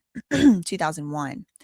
So he had retired about 8 months before 9/11, 2001, and she describes her experience of it and all that. And a lot of her dad's friends and coworkers who had been very close to, who had kind of been like uncles to Hayden, rushed into the building and it burned and fell on them and they didn't make it and stuff like that. So her dad, she does talk about her dad kind of being very, very affected by this. And it was like emotionally a turning point in her dad's life. Like he just never got over it. It seems like he was, justifiably very emotionally wounded and messed up from the experience of losing a lot of his friends and kind of the survivor's guilt of surviving, but also being glad he survived, but also being guilty because it could have been him, and all of that. That's pretty much all it took for 11. Chapter 12 is called Hayden in the Middle. So she auditions for a part on Malcolm in the Middle for, I think, one episode. And this episode's director was Bryan Cranston. And it just so happened that Bryan Cranston had been in a soap opera with Hayden's mom. So this is the first and kind of one of the only places we really see any type of nepotism. The mom is basically like, tells Hayden, when you're done auditioning for this Malcolm in the Middle part, tell to the directors, the audition guy, this one with this shirt on, tell him that your mom wants to speak with him. Now, traditionally, especially back in the day, parents could not sit in on auditions. They could sit in on shooting and the filming, but like auditions, they didn't want the parents in there for. So her mom wasn't in the room, and it was very, very precocious and unusual for a child to, my mama wants to talk to you. Like that would have been very unusual. And Hayden said, I did not want to do that. I did not want to do that. But at the end of her audition, because we already know what happens when she don't do what her mom wants her to do in an audition, At the end of the audition, she says to the directors, the casting directors, and the Malcolm in the Middle show, "Hey, for this particular episode, my mom wants to talk to you." So the guy's like, "Okay." And then the mom comes in, or he goes out and sees Hayden's mom and their former co-stars, and they hug. "Oh my God, what are you doing here, Leslie? Leslie, oh my God." And so that Hayden claims that's why she got the part. The guy said, "She is so wrong for this role. We want a brunette.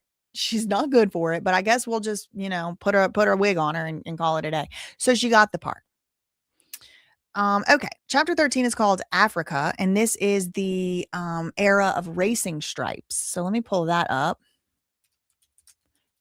It was a movie about a zebra that was going to race the horses. Okay. And this is very funny because, oh, not shopping, girl. No, I want images. Because zebras are notoriously very slow. So here's Hayden, or, her stunt double or whatever, on the horse, and she's racing a zebra. Okay. But there really were zebras. There really were zebras on the set of this movie. She really did ride the zebras. They really were trained. And she said it was very difficult.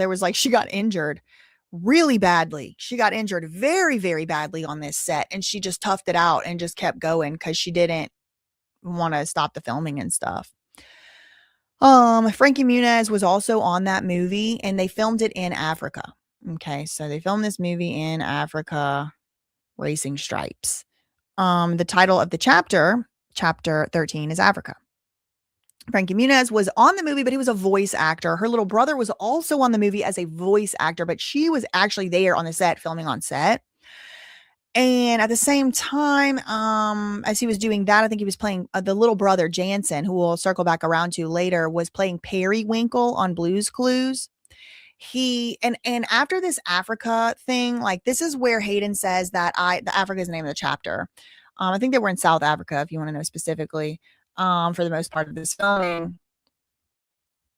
But she was racing the zebra girl. And look, Snoop Dogg was in the movie as a voice actor, Whoopi Goldberg, Dustin Hoffman, Frankie Muniz, Mandy Moore. This is crazy. It doesn't even say Hayden's name. This is crazy. Look at the DVD. It doesn't have her picture on the cover. It just has a zebra, and it don't even say her name. She's the star.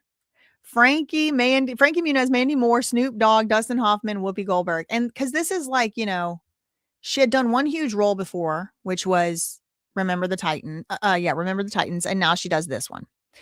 So this is around the time where it just starts to get too difficult with the whole school thing. She had moved schools now, but also she was missing assignments. The parents were probably getting pestered.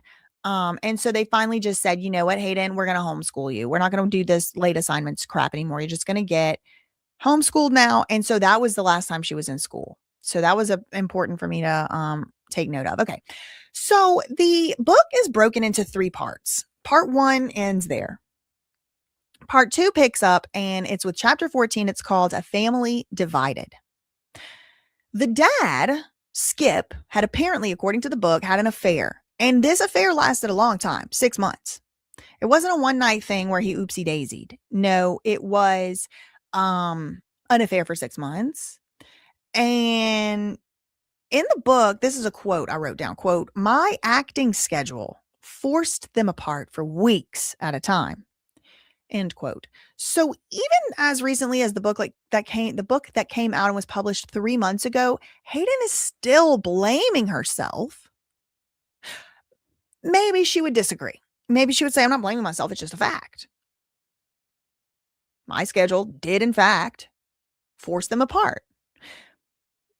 But not really. Oh my God. Nikki said, "No cap." See, I told y'all South Africa. No cap. This movie was filmed on my aunt's farm in the Midlands of KwaZulu-Natal, South Africa.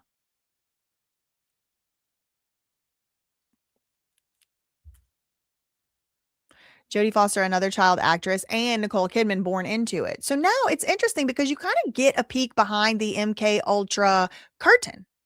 You kind of see from her words, and I won't say that's why she ended up dead 3 months later, exactly the pipeline. So anyway, it's good to see. Anyway, so part two starts with the family divided. The dad had cheated on the mom. Hayden said my acting schedule had forced them apart for weeks at a time. And I think kind of blamed herself in putting it that way. But then she said I had to will my mother to stop projecting her agony onto me. I became an emotional punching bag because now the mom was mad at the dad, and the mom was just taking everything about the dad out on the kids. She was saying, Dad, I can't believe he left me, dad, whatever. And she was just spewing this mostly at Hayden, but also the little brother. She said, I became an emotional punching bag. Now, chapter 15, this is the second chapter of part 2 of the book, says, a hero is born. She was 16 years old by now. She's still under 18, so she still can't, enter contracts and all of that. She gets cast in Heroes as a character named Claire. Okay, let me look that. Just so a little visual aid. Now, she's apparently a cheerleader in the show. This is her. Bring pepper spray. For what? Okay, so this is the character she played, Claire. And she goes to the hero school. Okay, so everyone's saying save the cheerleader, save the world. That must be something from the show. Okay, so what now? So a hero is born. She gets cast as Claire in Heroes. And her brother starts having problems. He's 11 years old and she's 16. He starts acting out. He called her up one night and he's like, hey, if I roll up this oregano at my friend's house, can I smoke it? And she was like, what? No, what do you do? Don't do that. But she blames herself in the book, chapter 15. To me, this is my perception. She's kind of blaming herself and her schedule, not only for breaking her parents up in chapter 14, but then in chapter 15, blaming herself for her brother. Everything she feels like is her fault. Her schedule is interfering with everybody. Chapter 16 is called Welcome to LA. In 2006, she purchased a condo with her own money in West Hollywood. But even though it was her own money, they all moved into the house together as a family, and it wasn't very big. And it needed a lot of renovations, like to make it more private. And her parents got the master bedroom. And so in this weird way, she's the breadwinner. Her dad, I think, has retired, or he would eventually, very soon. And she's the one who bought the condo. Because she's 16 years old. She's 16 years old. She's still under her parents' roof, but it's her roof. So this two world, like, is she a little kid in an adult world, or a young woman who's not yet of the age and in an adult, being treated as an adult, but still as a kid? And I can't imagine dealing with that. Like, it's your money that paid for the house. I'm not talking about the master bedroom. I would probably give my parents the master bedroom because there's 2 of them. But like, I'm more talking about, like, in my house, you got to follow my rules. Like, it probably makes you very resentful when it's your money. Now, the other side of that is it's not her money, because her parents supported her the whole way. If she didn't make money one month, they made the money. Definitely there's some nuance. But in general, it does feel just more of that, who am I? Am I your child and I have to follow every rule because this is your roof? Or am I the one that's got to go to work every day and deal with these perverts and predators because you need the roof? Which one is it? Anyway, she's on Heroes. Heroes premieres September 25th, her brother's birthday, 2006, to 14.3 million people. Now, interestingly, in the show, one of the characters, apparently, according to the book, I never watched the show. I don't think. If I did watch it, I have no memory of it. Nikki Sanders' superpower is a split personality. Okay, just took a note of that. Now, she described the filming and the set and what it was like in the book. Chapter 16, Welcome to LA. She said there would be a, quote, flood of endorphins on set because they were, quote, always on their toes, rushing to this scene, rushing to that scene. And it was actually a legitimately dangerous job because she did a very large percentage of her own stunts. Now, some of the stunts she did not do, but she had already previously been injured. Remember the zebra thing? So she's also probably in like a constant amount of chronic pain. She doesn't say this in the book, but it's just something that I just am aware of. She's been doing gymnastics and this and that, and she's very strong, but she's been injured in serious ways. Now she talks about chapter 17 is called Target on My Thighs. Target on my thighs. One of the quotes here was that she was raw meat. She was still 16 years old. Target on my thighs, name of the chapter, 17. She's still 16 years old here. She's already bought her first house in West Hollywood. She lives in it with her family, but it's like a cramped house. It's not very big. And she's still, a teenager, a kid. And she was going on a red carpet, or I don't exactly remember what it was. I didn't write it down. But somebody on her team handed her a so-called, quote, happy pill, 16. She said it made her feel very good. It took away the jitters. It took away the nervous. It took away the anxiety. It made her feel awake. It made her feel alert. It made her feel happy. It made her feel good. She said, what was this pill? I don't know. And I didn't ask. I was 16. I trusted the people on my team. But now looking back on it, number one, it was a gateway drug that opened the gate to every other addiction that I would ever have. And number two, she thinks it was some type of amphetamine thing that was made in Mexico. Wee woo, Britney Spears. Do they get these little girls hooked on this stuff and not even tell them what it is? Happy pill?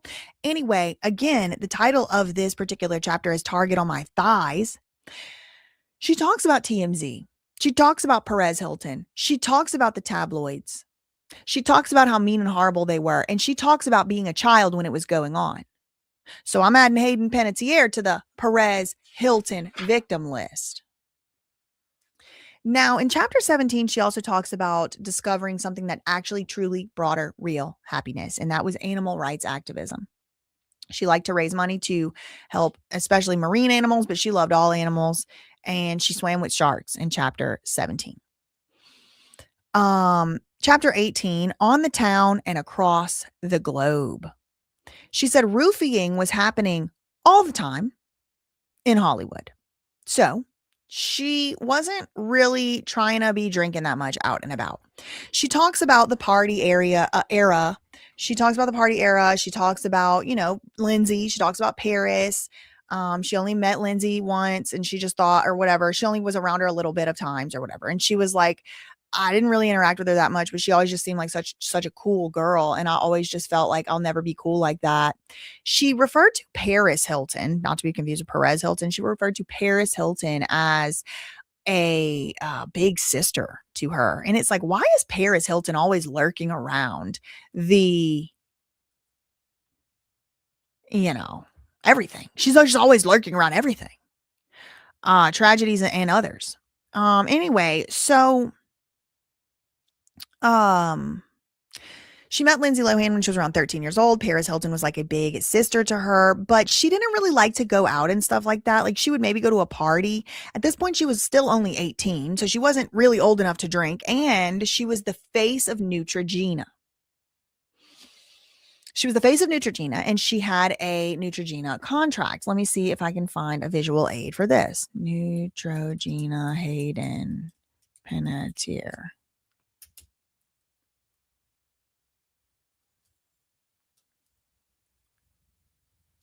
Oh, they spoke out on Hayden?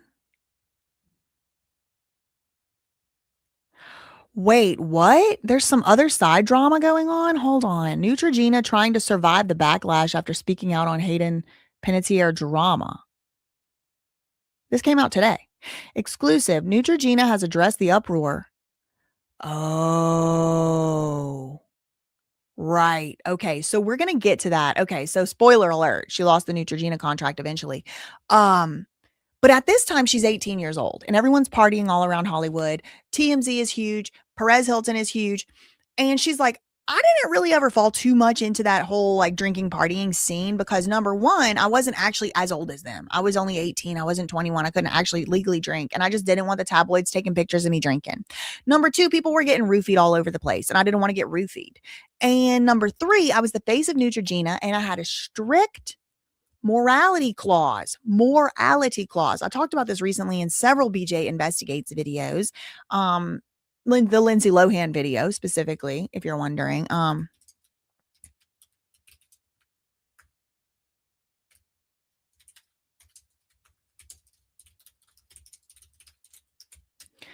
But I want to see if I can find, yeah, okay. So this is like mid 2000s. You probably remember seeing this. Add the deep clean. She's the face, she was the face of Neutrogena. Remember these commercials? Remember these? So, yeah. Okay. So that was the other reason. She was like, I didn't want to lose my Neutrogena contract. And Neutrogena is known as being squeaky clean, definitely not partying out at the bars. So she was like, I was able to kind of escape that at that point, at that age. She's 18 years old now, finally. This is chapter 18. She turns 18. She goes on the European leg of the press promotion tour for Heroes. There was 3 different teams of cast members that were put together to go on these tours. And one person that she ended up with on tour was her castmate named Milo, who was 10 years older than her. Okay, so let me show y'all some pictures of him. Ventimiglia. Okay, so 10 years age difference. They don't, oh man, she looks sad here. This is the guy. He was the Heroes co-star with her. Interesting, Mandy Moore was also on Racing Stripes. Do they just pass the same people around? So Milo, he was 10 years older than her, and he was her co-star. But this is the first trip she was able to go on, especially overseas, without her parents. And immediately a 30-year-old starts chatting her up. Excuse me. He was 12 years older than her. 12 years older than her. And again, you can't blame Hayden, who's 18. She's been managed her whole life. This is her very first outing. She is and has been a good girl this whole time. She hasn't been getting out into the partying. She has been under her mother's thumb since before she's 8 months old. I mean, like since in utero, she was on stage with her mom. And I don't think it was a PR relationship, because if it was a PR relationship, why did they put an 18-year-old with a 30-year-old? And according to her book, he did not like the PR they got. He broke up with her because of the PR they got. So I don't know.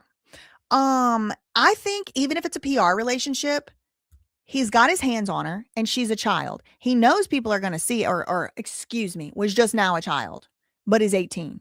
He knows people are going to see it. I mean, 30 freaking years old with an 18-year-old is nasty. Is it illegal? No. Is it nasty? Yes. I don't think he's a sick fuck if PR is as important to him as pretending to be in a relationship with an 18-year-old. That's crazy. That's even worse. Ugh. Anyway, so she hooks up with this guy and they start hanging out. She wanted freedom away from her parents, but in a way, it still to me seems like she still was depending and reaching out to people who are much older. And in Hayden's case, I mean, in a way, it is that fragmentation where it's like, even though she was in first grade, she had a job like an adult. It's the same thing here. Even though she's 18, she's been working as an actress for 18 years, for longer than most of these people. So it's like, I can't blame Hayden for wanting to date somebody older. And she probably did have more things in common with older people than people her age. But the 30-year-olds got to tell the 18-year-olds no, unless they want to be judged. I'm judging. Okay. Chapter 19 is the last straw. Okay, the last straw, there was this. Okay, so the parents had a big fight in public. The parents would like get drunk and fight with each other. And they had kind of like patched their marriage up for the sake of, especially the younger child who was still at home and stuff. He was like 15 at this time. They had patched their marriage up after the cheating incident, but really they never really got back to normal. Like they really just always, the writing was on the wall. It was just avoiding the inevitable, postponing the inevitable. So one night there's this gala for the whales or something, and Hayden had now moved out into her own house, but she also let the parents keep the other house, and or the mom and or whatever, the mom and the dad. I think at that point were staying there with the son. Hayden had moved out. They go to this gala, this fundraising event, and the parents get into like an argument, and um Hayden sees them arguing and she's like, I'm not intervening, I'm leaving. So she left. But after that argument, they had like a domestic event at the house. Now it is disputed. It's like maybe the mom lied about it. Maybe she didn't. I'm not going to speculate on if who lied and who didn't lie, but there was some type of incident. And I think the dad pled no contest to it. And that was it. Like the parents broke up then. So that was chapter 19. Chapter 20. All right. So it's interesting because this book follows the same pattern as Brittany and Miley, where when the parents are not, or when Disney Channel or whatever, the original managers as the child actor are no longer, or the child, actor or singer or whatever star are no longer the managers. And then the kid wants to break out and be free. The grifters start to show up. Okay, so now we kind of get into that. Older men or handlers. Yeah, exactly. I mean, that's my opinion. A PR relationship. Oh, you mean babysitter handler to report on everything she does? Okay, got it. All right. Chapter 20 is called Room 23. Okay. It's the fall of 2008.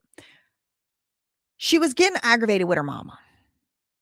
She's about 19 years old. Just turned 18 last year, and she's getting aggravated with the mom. The mom's wearing these shirts that got the titties out at the business meetings.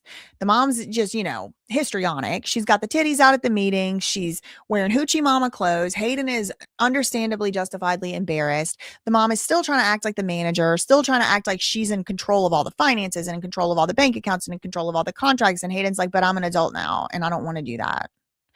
So the tension really starts to raise here because for a long time, Hayden wanted to be a people pleaser and she just for survival had to listen to what her mom said. But then she starts getting aggravated with the mom. This is fall 2008. She was embarrassed by her. And one of Hayden's very good friends, she calls a lot of people her best friend. And I don't think these people were her best friend.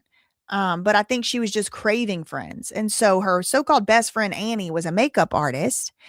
And Hayden got invited to do something. She was like, oh, I need like a last minute, my makeup done for the last minute. I think maybe she was going on a date or something, but it was going to be like outside and like public. And so she calls up her so-called best friend, Annie, to get her makeup done. And her so-called best friend, Annie, is like, I'm going to be doing makeup for this celebrity photo shoot all day. But if you want to come through, I can ask the person who's doing this photo shoot project if she wants you to be in it, because it's like a celebrity thing. And then I can just do your makeup. For that, you come over here and, it won't be weird that you're here. So Hayden's like, okay, bet, cool. I'm coming on the way or whatever. So she goes over there to room 23. She meets this lady named Diane and she gets her makeup done. Okay. So that'll come back around later. She ends up becoming really good friends with Diane. Diane did this thing called room 23 where there was like a bunch of celebrities. Let me see if yes.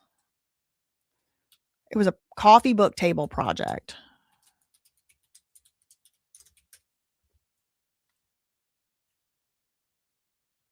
Oh, y'all probably heard of this person. Room 23 is a rare 2009 fine art. Oh God. So, it's probably got naked, they got titties everywhere if they're calling it fine art. Coffee table book created and hosted by philanthropist and former Real Housewives of Beverly Hills star Diana Jenkins. Captures a year of in the life of private glamorous penthouse suite in a Beverly Hills hotel. Are there Oh yeah. Yep. There's a bunch of, it's a catalog. It's a catalog. If you know, you know. Put a one in the chat if you know what I'm saying. It's a catalog. If you know, you know. Okay. So this was the room 23. It's $2,400, by the way. $2,400. But Hayden Panettiere said she's in it. It includes George Clooney, Elton John, Cindy Crawford, Lindsay Lohan, Hayden Panettiere, Lisa Rinna. And it specifically...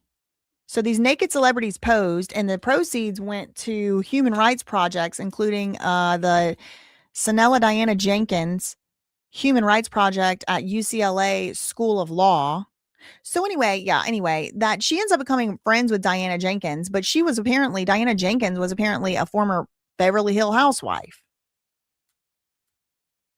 Jesus. She was motivated by the idea to pair her passion for raising awareness for the Human Rights Project out of her personal program, right? Diana Jenkins, her own personal program. So she got her celebrity friends to pose naked. Beautiful and entertaining photographs of her friends. Committed to working and raising funds dedicated. I don't trust this bitch as far as I could throw her. I don't. Eric McCormick. Look, look. Heidi Klum and some poor naked model. Who's that? Mae Anderson. Yeah, this is yeah. What the is this? Who just pooped? What is this on the floor for?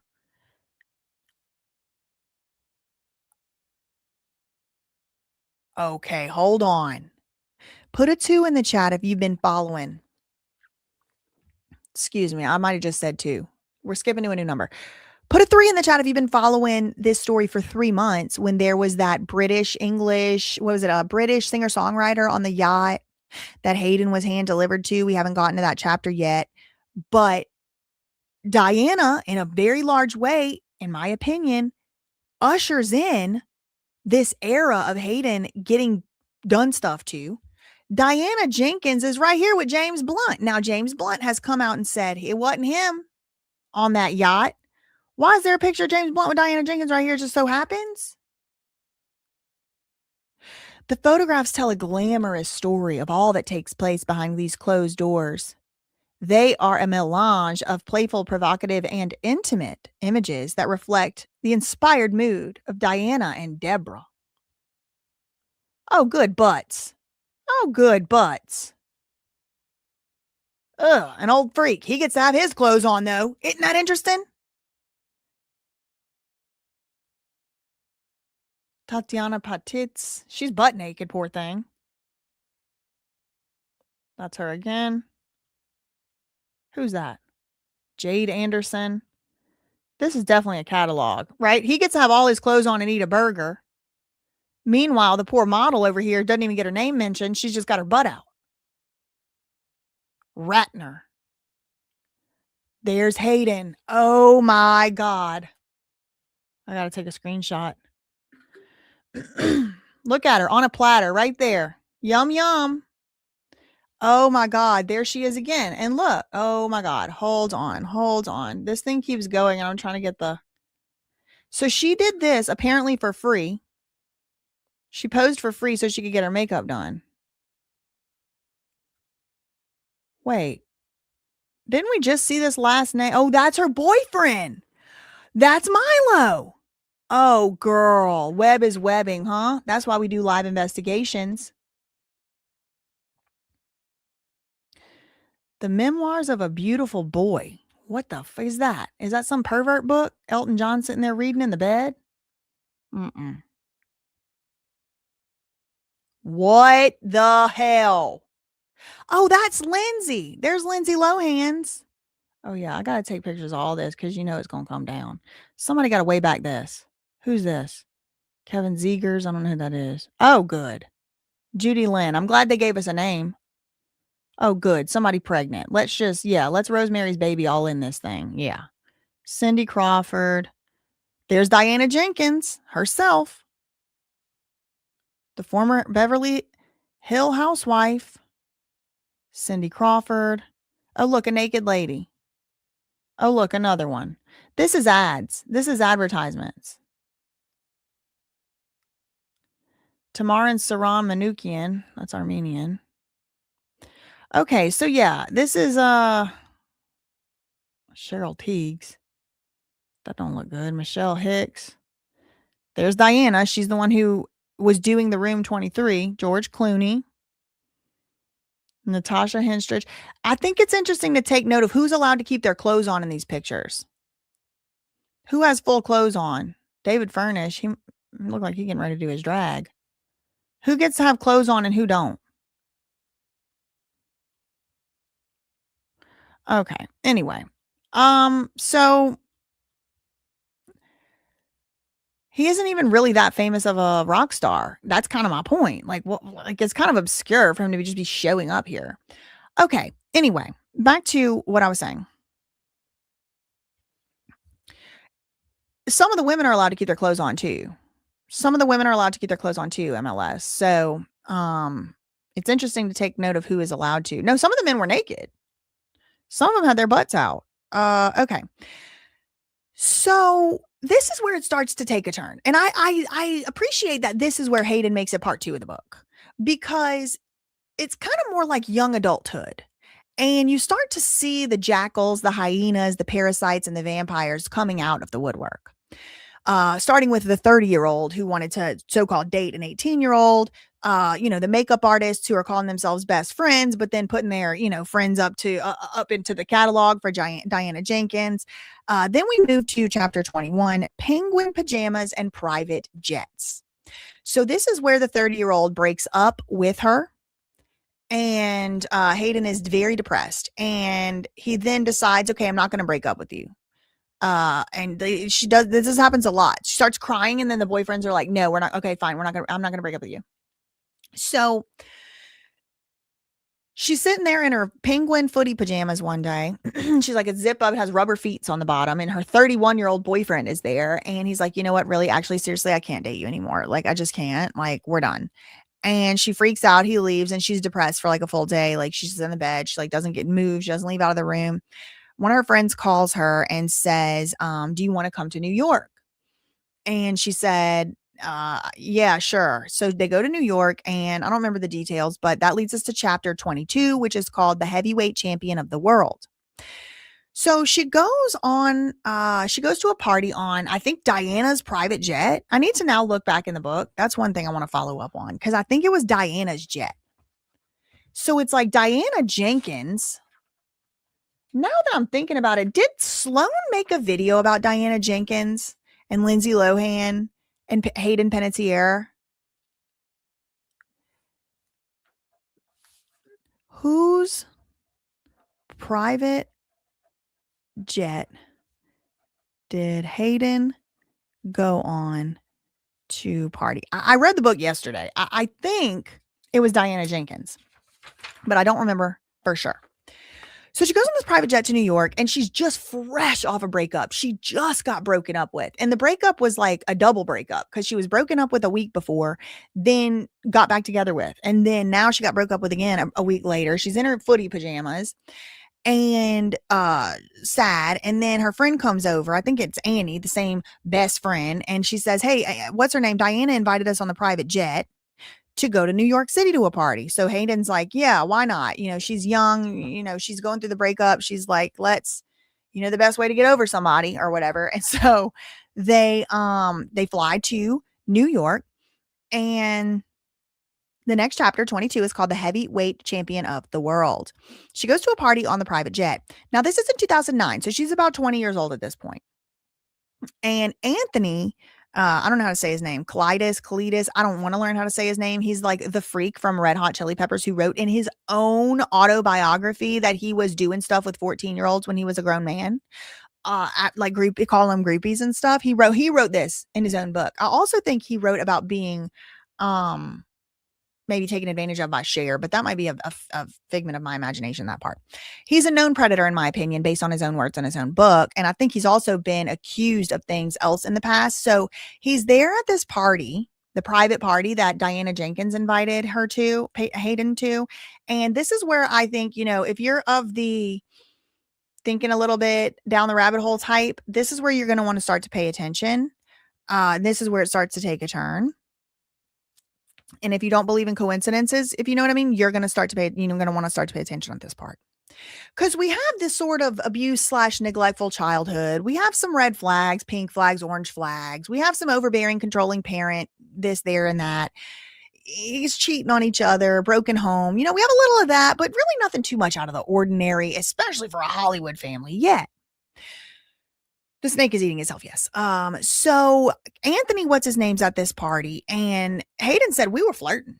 I was flirting with him. but she didn't know who he was and she didn't recognize him. And it was awkward because she didn't recognize him. So her friend comes along and she's like, oh, hey, let's go to the bathroom. Ha ha. And they leave to go to the bathroom. And the friend is like, do you know who that is? And Hayden's like, I really don't. And then she ends up learning that it's him and he was much older than her. And then on the way to the bathroom, it was just like a magical coincidence. Just a magical coincidence. This enormous giant, this 6'6" brute, bumps into Hayden or walks right by her. And she's like, just stops in her tracks. She's like 20 years old. She's like, oh my God, you are huge. And he was like, you are tiny. And this ends up being a man by the name of Vladimir Klitschko. Let me show you his picture.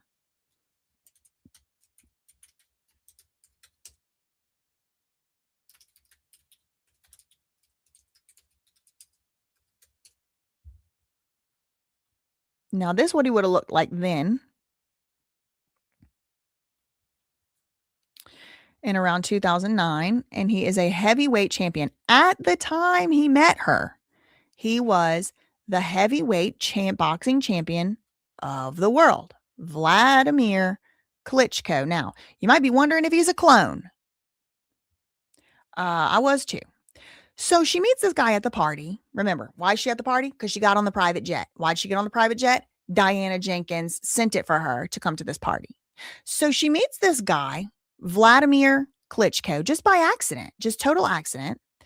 And oh my God, he's so huge. Oh my God, you're so huge. And look, he is huge. Look at the regular size people. It's like created in a lab type ass shit. Like, I mean, see, look at everyone else around. He's 6'6". He is huge. And so, and not only that, his brother looks just like him. They're not twins. That's not twins. They're like 14 months apart or something.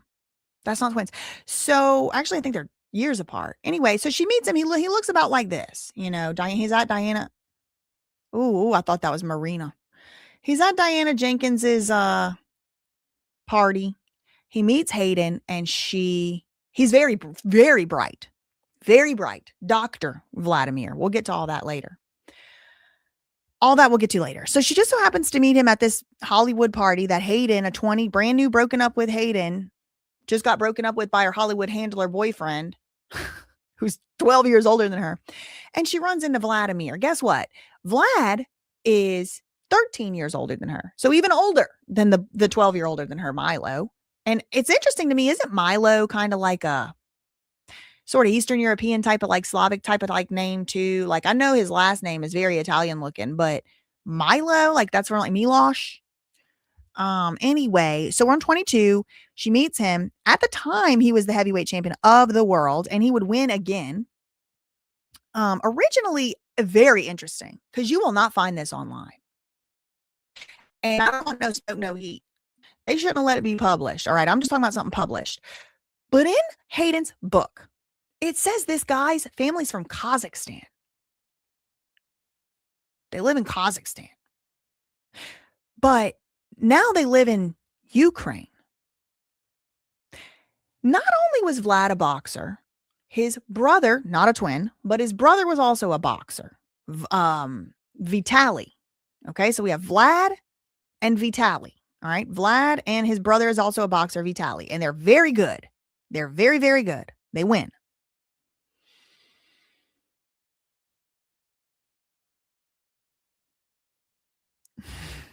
I can't keep it in. I gotta go to the brother's Wikipedia page, because this would ultimately end up being Hayden Panettiere's brother-in-law, the brother to the father of Hayden's still living daughter, Vitaly Klitschko.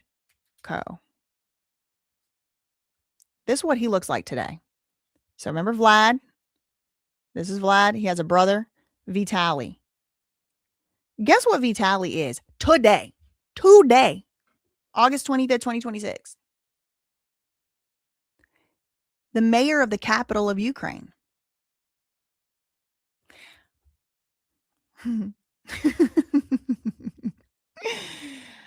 Woo. Yeah. Yeah. Yeah. Look at him. Isn't it interesting how these people can be actors and boxers and then be like huge in global politics? Ukrainian politician and former professional boxer who served as the mayor of Kiev since 2014. He previously served as the head of the Kiev city state administration until the start of the Russian invasion in 2022. So he's the former leader of the Petro Poroshenko bloc.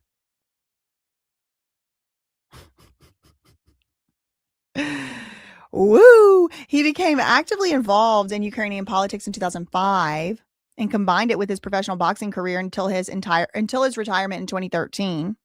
He also has a PhD in sports science from Kiev University in so sports science and physical science. Okay, so he also was a heavyweight champion, all right, and all of that. So that's his brother today. And I mean, look at the man. He looks like a freaking super soldier. Look at him. Anyway, so she meets Vlad, not that guy. Vlad is his brother, at this party. The same one where she met the Red Hot Chili Peppers pervert.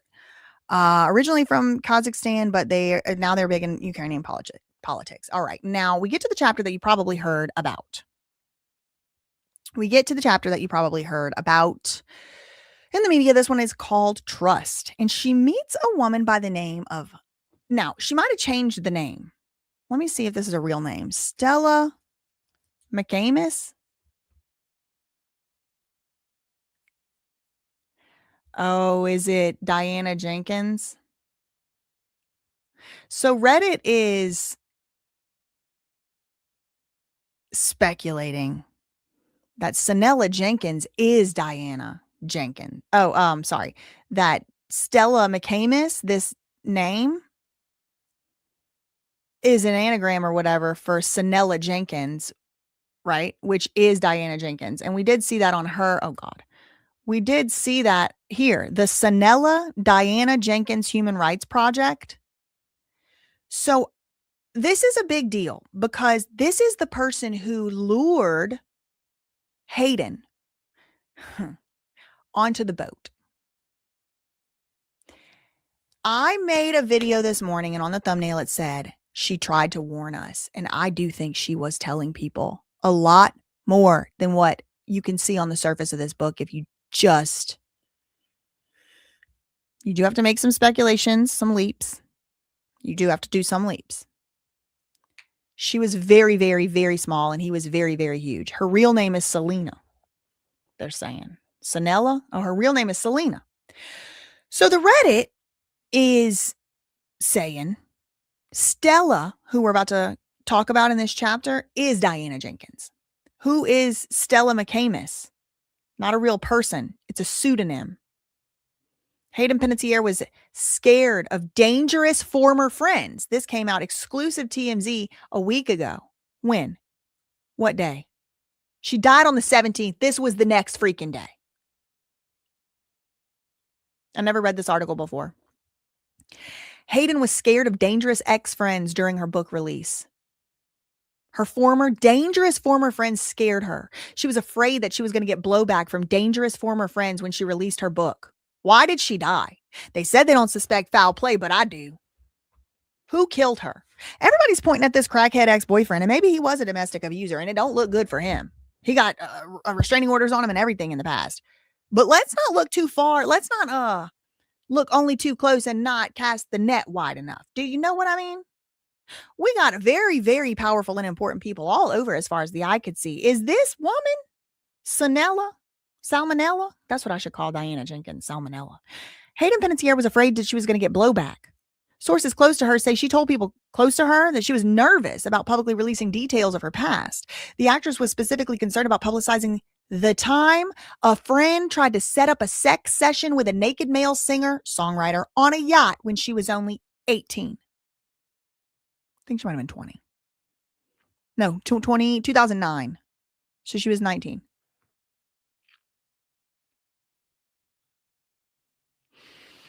The sources say Hayden told her circle she felt that she couldn't legally name the ex-friends in her book.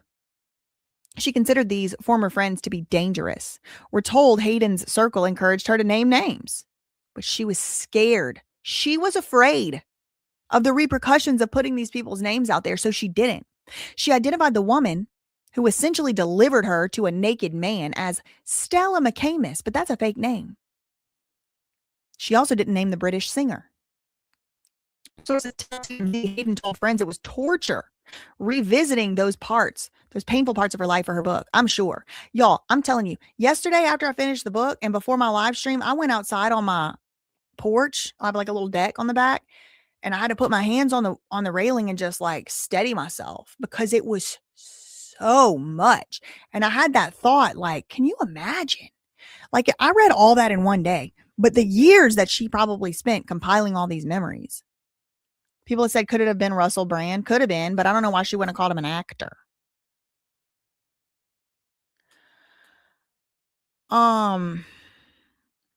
No, I'm not saying it's Diana Jenkins. I just learned who that is today during the live stream. I don't know who that is. I'm not saying that's her. I'm saying Reddit is speculating that it's an anagram for Sanella. The friends were certain. They say there were certain terrible experiences she left out involving famous people in Hollywood because she felt they were too disturbing to include. That's kind of what I walked away from the book with. There's a lot she didn't say. She tragically passed away last 2 Sundays ago after a call came in from someone in cardiac arrest in South Carolina. First responders attempted life-saving measures, but they could not save her. Her, quote, boyfriend, okay, not ex-boyfriend, her boyfriend and his brother were both at the scene. Brian, the boyfriend, reportedly became visibly emotional when she was declared dead and showed police a bag of medication she was taking.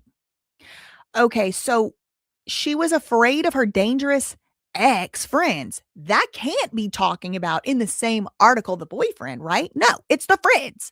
It's specifically she was afraid of this Stella story coming out, okay? So this is the story we're about to get into. From my notes, from me reading the book. Stella McCamus at the time. Now, she does give a hint of who Stella McCamus was at the time. So how old is Diana Jenkins? If it's she's very old,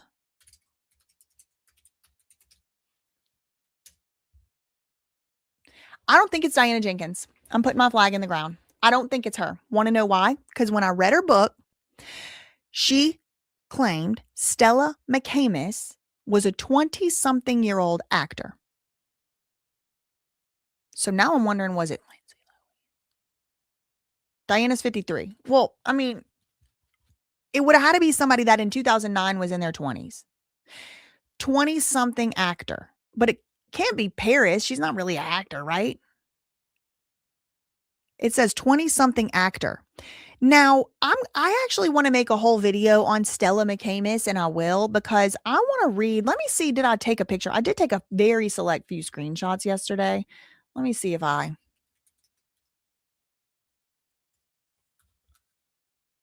got any from yesterday that said anything about Stella.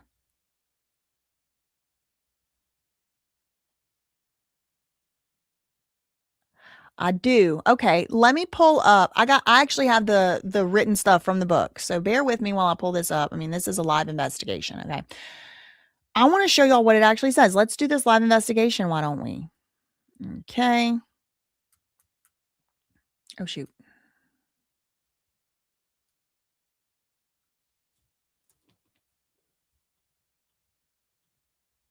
I took a lot of pictures of stuff with Stella in it.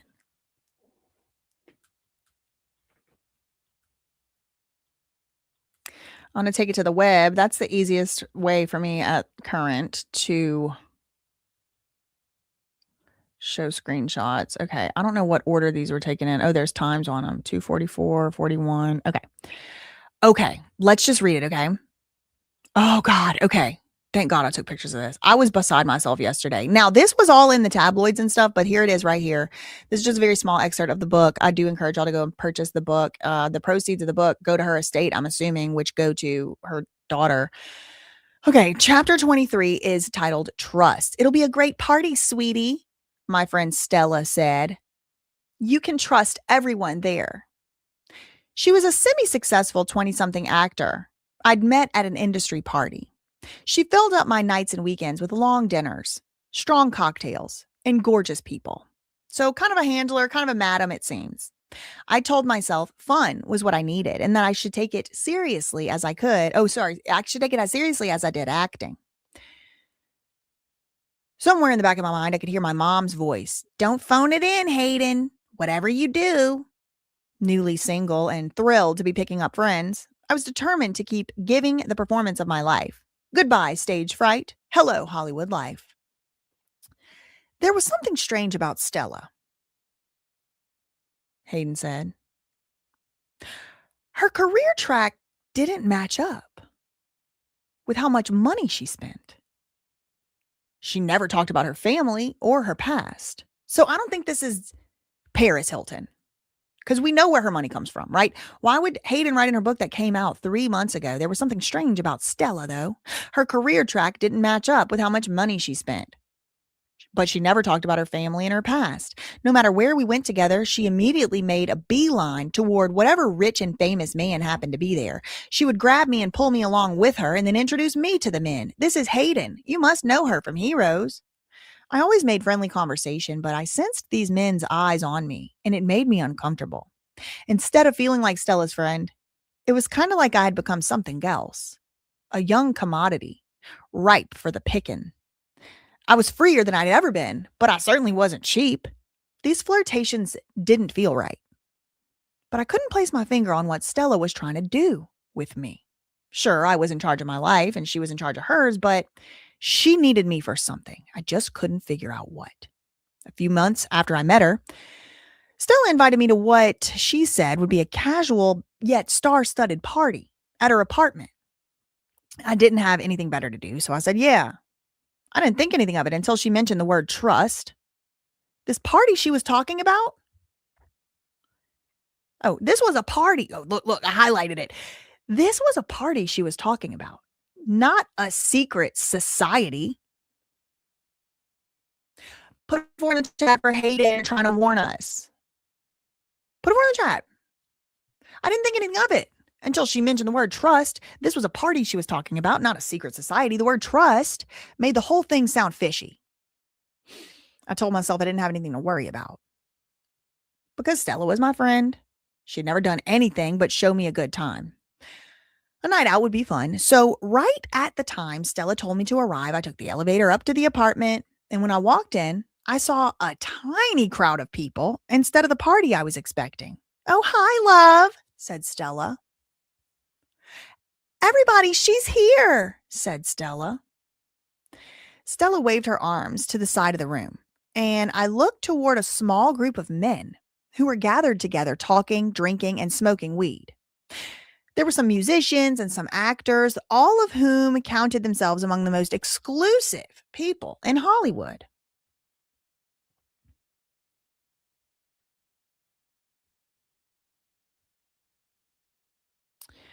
They were also all in their 40s and 50s. I was 19. Hi, everyone, I said, waving. I turned to Stella and I lowered my voice. I said, I thought this was a party. This is more like a meeting. Don't worry, it's a party, Stella answered. There it was again. The implication that I actually did have something to worry about, or maybe trust, or the absence of it, was back on the table. Stella got me a drink and then pulled me toward the men and introduced them to me one by one.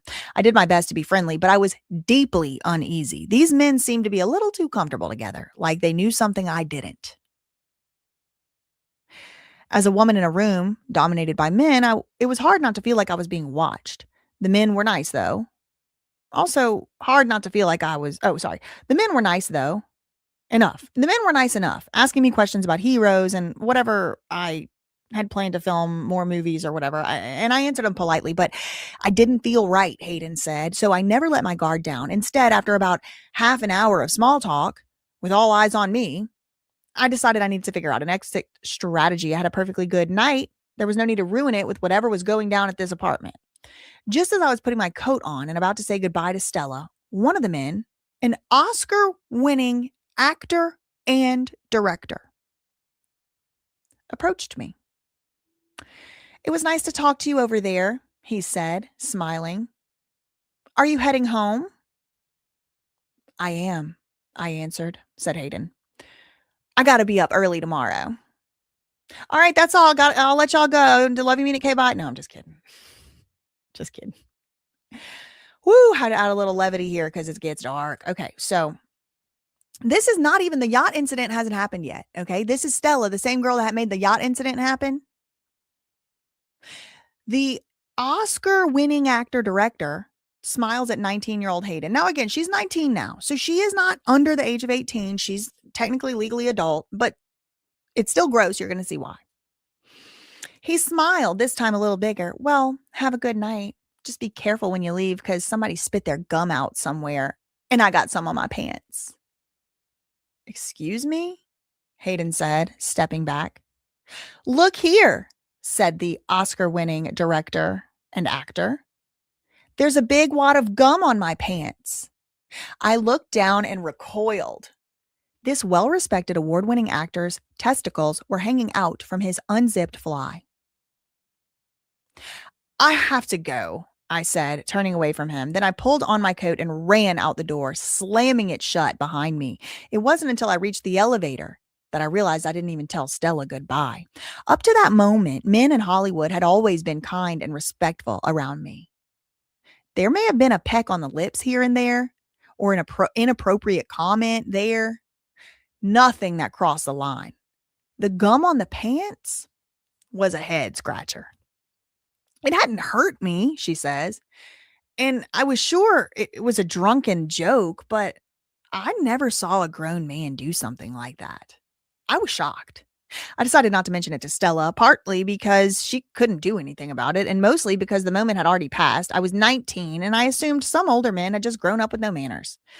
There really are some strange people out there doing all kinds of icky things. Okay, she says. Now, 44. Let me just make sure I'm going in order. I got timestamps, thank God. Okay, 44. Moving on to the next part of the excerpt. I decided not to mention it to Stella. Besides, Stella was my friend, and I was sure that friends always protected each other. No one I loved had ever put me in harm's way, so she thought. She's still like missing the fact that her mother did put her in harm's way by putting her on these sets with these creeps and perverts. Like when she was 8 months old, when she was 11 months old, when she was whatever. I mean, maybe she remembers it, maybe she don't, but like her mother did put her in harm's way by putting her into this world. And her father, but her mom was the one that pushed it. Before I knew it, Stella and I fell back into our old patterns. She invited me out. I said yes because I loved her company. And I was looking for a good time. She was always there, no questions asked. In spring 2009, she invited me to the south of France. Okay, here, get your little investigation hats on, okay, because these are some of the details you're going to need. Spring 2009 in the south of France. I jumped at the chance to get away. NBC had just finished airing the third season of Heroes, and I needed a distance from the show. It wasn't Milo's presence on the set. We were professional. We didn't let the fact that we had broken up interfere with our jobs. There was no bad blood between us, and I looked forward to going every day, but season 2 had let me down. The plot lines were confusing, the writing was stale, and some of the characters' motivations and dramas really didn't ring true anymore. Heroes was a show based on the supernatural. But a lot of viewers and critics complained that they had been forced to suspend their disbelief a little more than they were comfortable with. After ratings plummeted during the second season, 2 of the executive producers, who also worked as writers, were fired. But the problems remained all the way through the season 3. The rest of the cast was frustrated, upset. There was little we could do. We did everything in our power to make the characters interesting. So, okay. Now, being thousands of miles away was just what the doctor had ordered. I landed in France and promptly boarded a yacht. Spring 2009, south of France, a yacht that Stella had somehow rented for a week. Stella, the one who was just an actor, and she didn't talk about her family that much, and she had all this money, but she didn't have the acting jobs to really support it or prove why she had all this money. She's the one who rented the yacht. A 20-something-year-old girl. She knew how to rent a yacht. in the south of France? Okay. And this wasn't just any old yacht, Hayden said. It was a super yacht, like the kind oligarchs dock in international waters to avoid paying taxes. There were multiple decks, dozens of rooms on this yacht. It's like a cruise ship yacht. A kitchen, a crew, and a bar prepared to meet our every need. It quickly became apparent, though, that the main deck was where all the action was, and Stella kept the party going up there. When I walked from my room, I was freshly showered. To meet Stella, she handed me a drink. Here, sweetie. Welcome to France. Enjoy. Remember, the title of this chapter is Trust. Cheers, I answered. We clinked glasses, turned our faces toward the sun, and tried to forget all our troubles, which lay on the shores beyond the deep. Okay, the first few days on the yacht were heaven. One night, Stella hired a DJ, and we danced on deck all through the night. At 6 in the morning, I escaped to the galley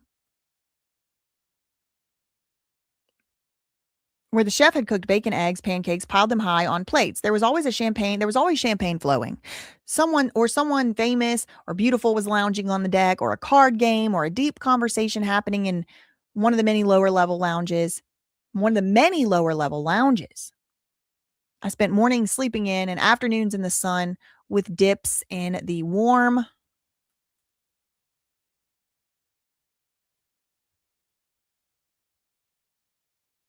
Okay. So I didn't take a picture of the very next thing.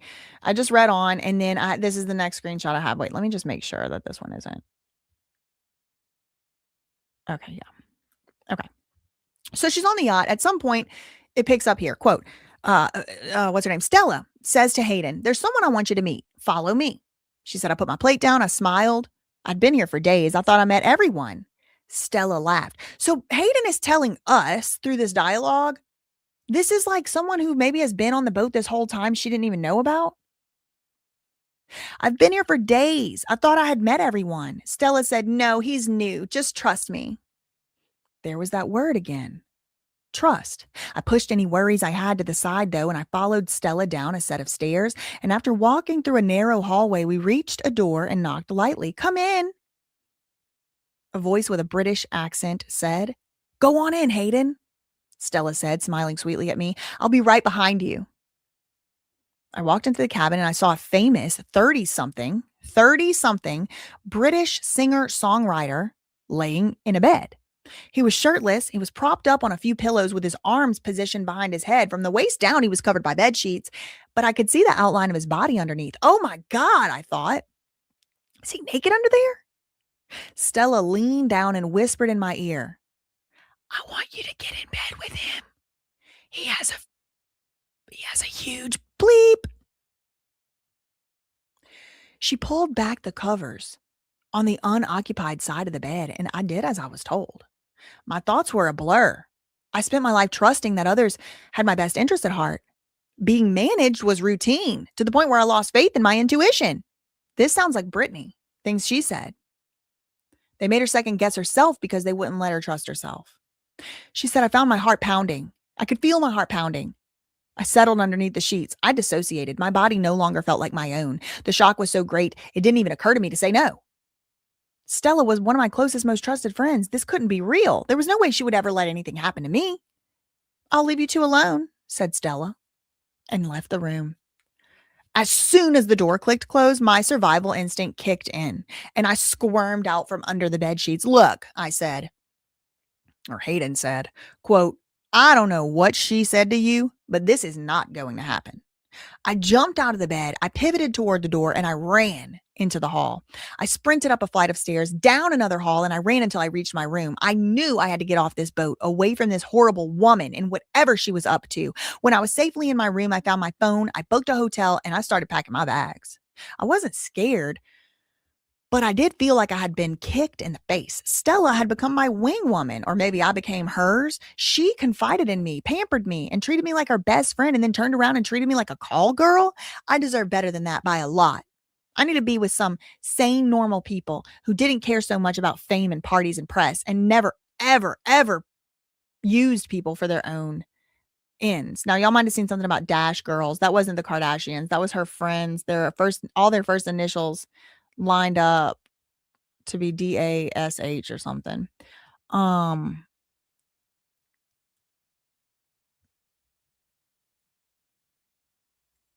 of a sudden I thought of the last person who had looked past all the flash bulbs of the paparazzi and treated me with respect. She really needed somebody to protect her. That's what I'm reading here.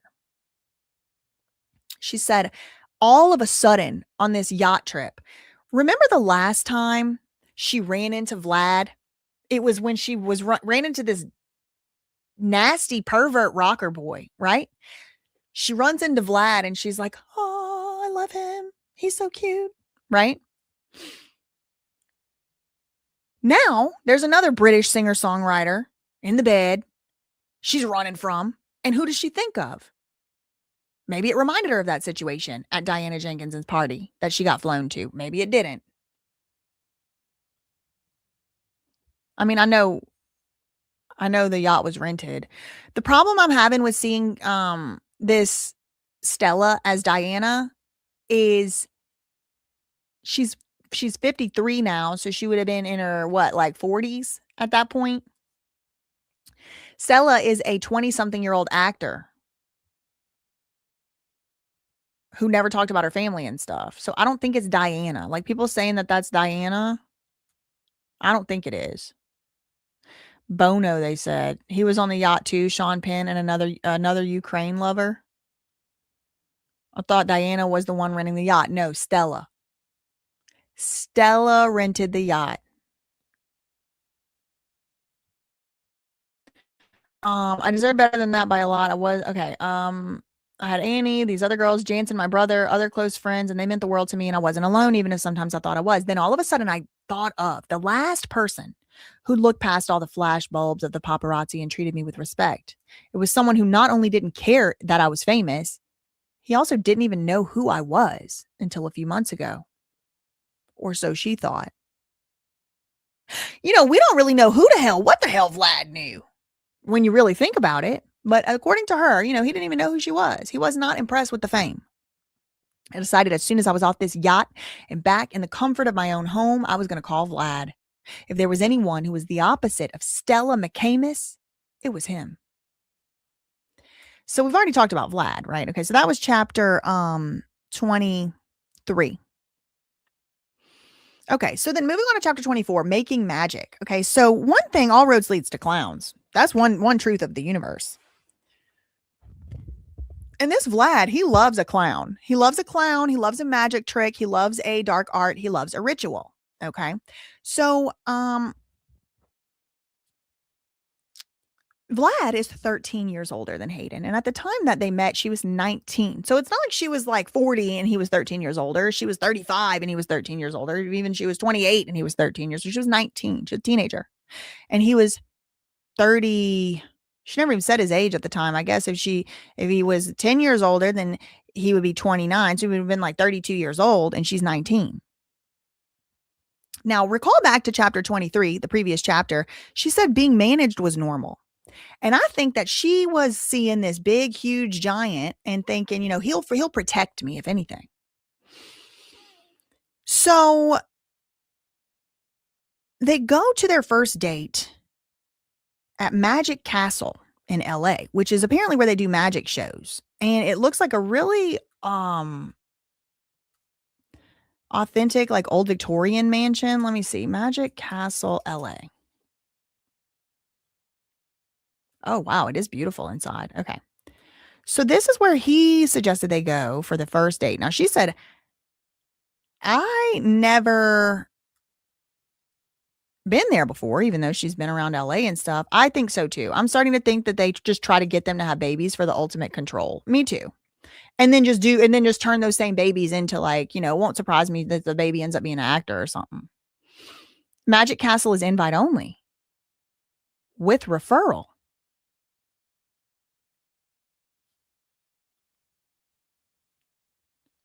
Interesting. It looks fun. I mean, I don't know what they do in there, but look at it. It looks pretty. And so she describes it and she's like, I felt like I was in the Clue mansion. And I'm like, wow, what a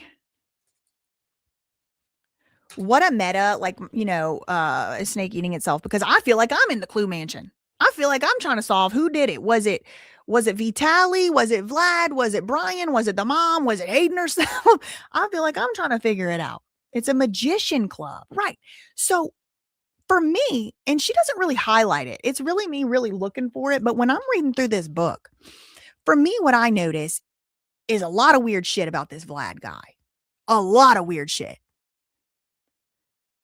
Going to the magic whatever isn't weird to me in and of itself, except that now I'm finding out it's an invite only. Oh, Dolly Parton died. That's sad. R.I.P. Dolly. I'm the Columbo of these cases. I notice what others don't. Well, rest in peace, Dolly. But the spirit of Dolly is going to guide investigations moving forward. I mean, legends never die. Legends never die. Dolly Parton will be around forever in our hearts. Okay. Anyway, so they go to the Magic Castle. What's it called?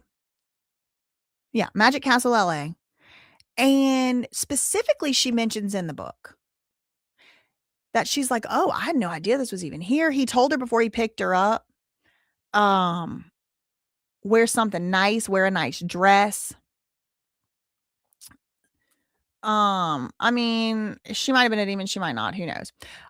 Wear a nice dress, all that, picks her up. She's 19 years old. They go there, and specifically, she says sometimes they have seances here. That's what he told her on the date. She's remembering the first date. Sometimes, or might not have been the first date. I think they went like out to like a drink or something one time before this, but like this was like a big date when she got back from the yacht where she was almost accosted by the British singer-songwriter. So she like runs into the arms of this Ukrainian, Chernobyl, Kazakhstanian, and says, he brings her to the Magic Castle and says, they do seances here. Sometimes they try to bring back Houdini. So don't know if y'all wanted to know. Don't know if y'all wanted to know this or not, but they do seances to bring back Houdini and other things in the Magic Castle, according to Hayden Panettiere's book. Okay, moving on to chapter 25. Chapter 25 is called Challenge Accepted. Now we find out that Vladimir's dad was in the Soviet Air Force. Okay, who's surprised by that? Put a 5 in the chat. You're not surprised. Vladimir's dad was in the Soviet Air Force. Soviet. He was a Soviet. He fought for the Soviet army. Like, what the fuck? What the fuck?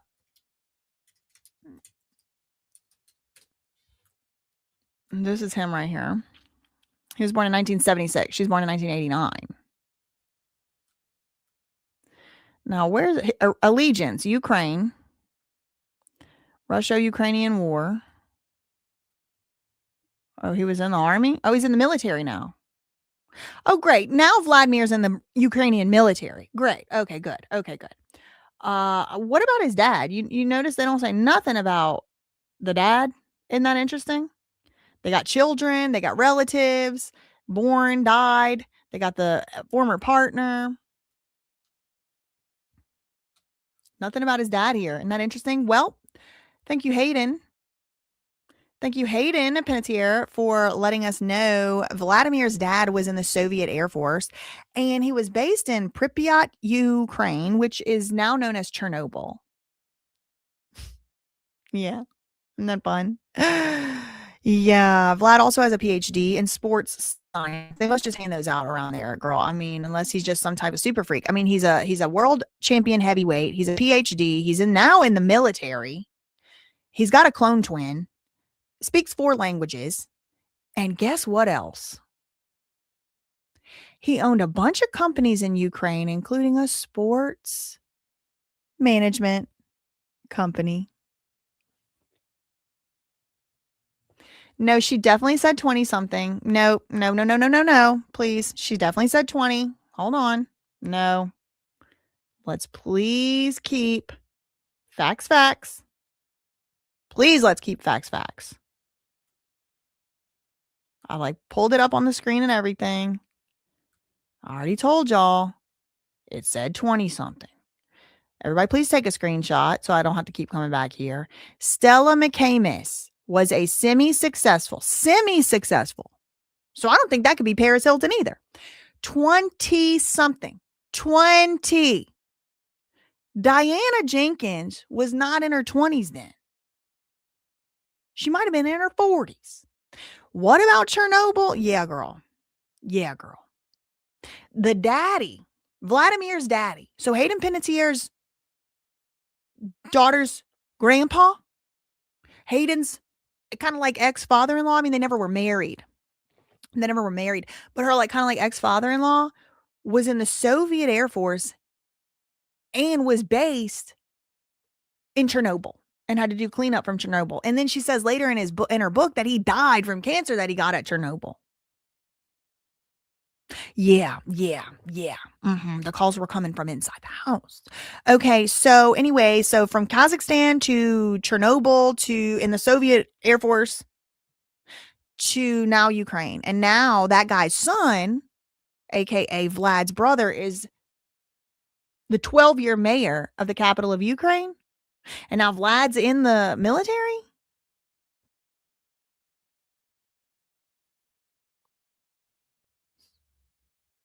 You know why I don't think it's Lindsay, Alex? Because of this, semi-successful. Lindsay Lohan was the most successful child actor of our generation. I mean, maybe Hilary Duff. Like, perhaps Mary-Kate and Ashley would be up there, but like, there in no way by 2009 would Lindsay Lohan be semi-successful. You know what I mean? It's like, this was somebody like Blake Lively or something. Like, that's what I kept thinking. Like, not Blake Lively herself, but you know, these like Laguna Hills, Laguna Beach, whatever the hills, this, that, and the other. Like, it kind of made me think it was like somebody like that.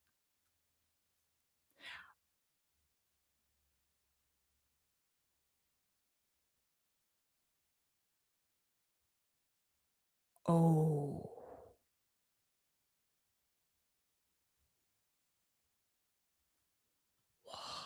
We got to see who was in the south of France. Who was in the south of France in the spring of 2009? We got to see who was on a yacht in the south of France in the spring of 2009. I'm going to look.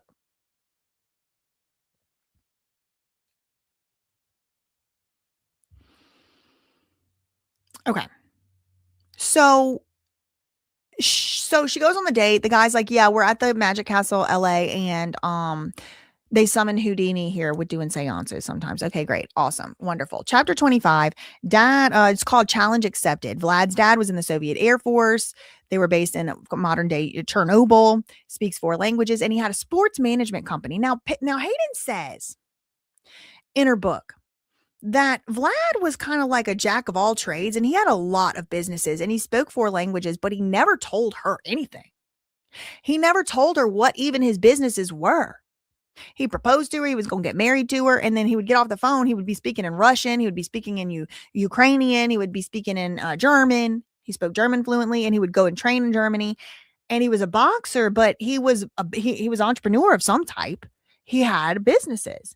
And Hayden, he would get off the phone and she'd be like, "Huh, what are you doing? Like, what was that?" Or whatever. He wouldn't tell her. He was always in the phone. And not paying attention to her.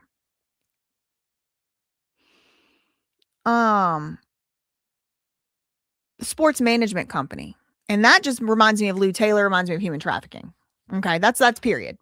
Modeling agencies in this period, sports management, and I never heard of your ass before. It's given trafficking. I'm just going to say it. Chapter 26, A Different World. Oh, Challenge Accepted. So the reason that she called chapter 25 Challenge Accepted was because Vlad told her he never wants to get married. He doesn't ever want to fall in love again and never wants to get married. And Hayden took that as a challenge. And she's like, "Oh, I'm going to make you fall in love." So chapter 26 is called A Different World. And that's when Hayden finally does meet Vitaly and his girlfriend or fiance, maybe future sister-in-law, I'll say, Natalia. Natalia warns. Natalia and Hayden hit it off. She loves Natalia, who would eventually become her sister-in-law, right? So Natalia was dating or engaged to and is I think now married to Vitaly, the mayor of Kiev. So she would ultimately also have children with him. But there's this dinner they have in chapter 26 where Hayden is like kind of meeting the family. She's meeting the brother, she's meeting the sister in law, and she's drinking because they're all talking in Russian. They're talking in Ukrainian, and there's other people there, and she has no idea what's going on. And she's just like, has nothing else to do. She starts drinking at the table. And Vitali, who would eventually become the mayor of the capital of Ukraine and is to this very day, wonder if he was mad about this coming out 3 months ago being published. He said to Hayden, there's not much Ukrainian men hate more than seeing a woman drunk. A warning, an ominous foreshadowing.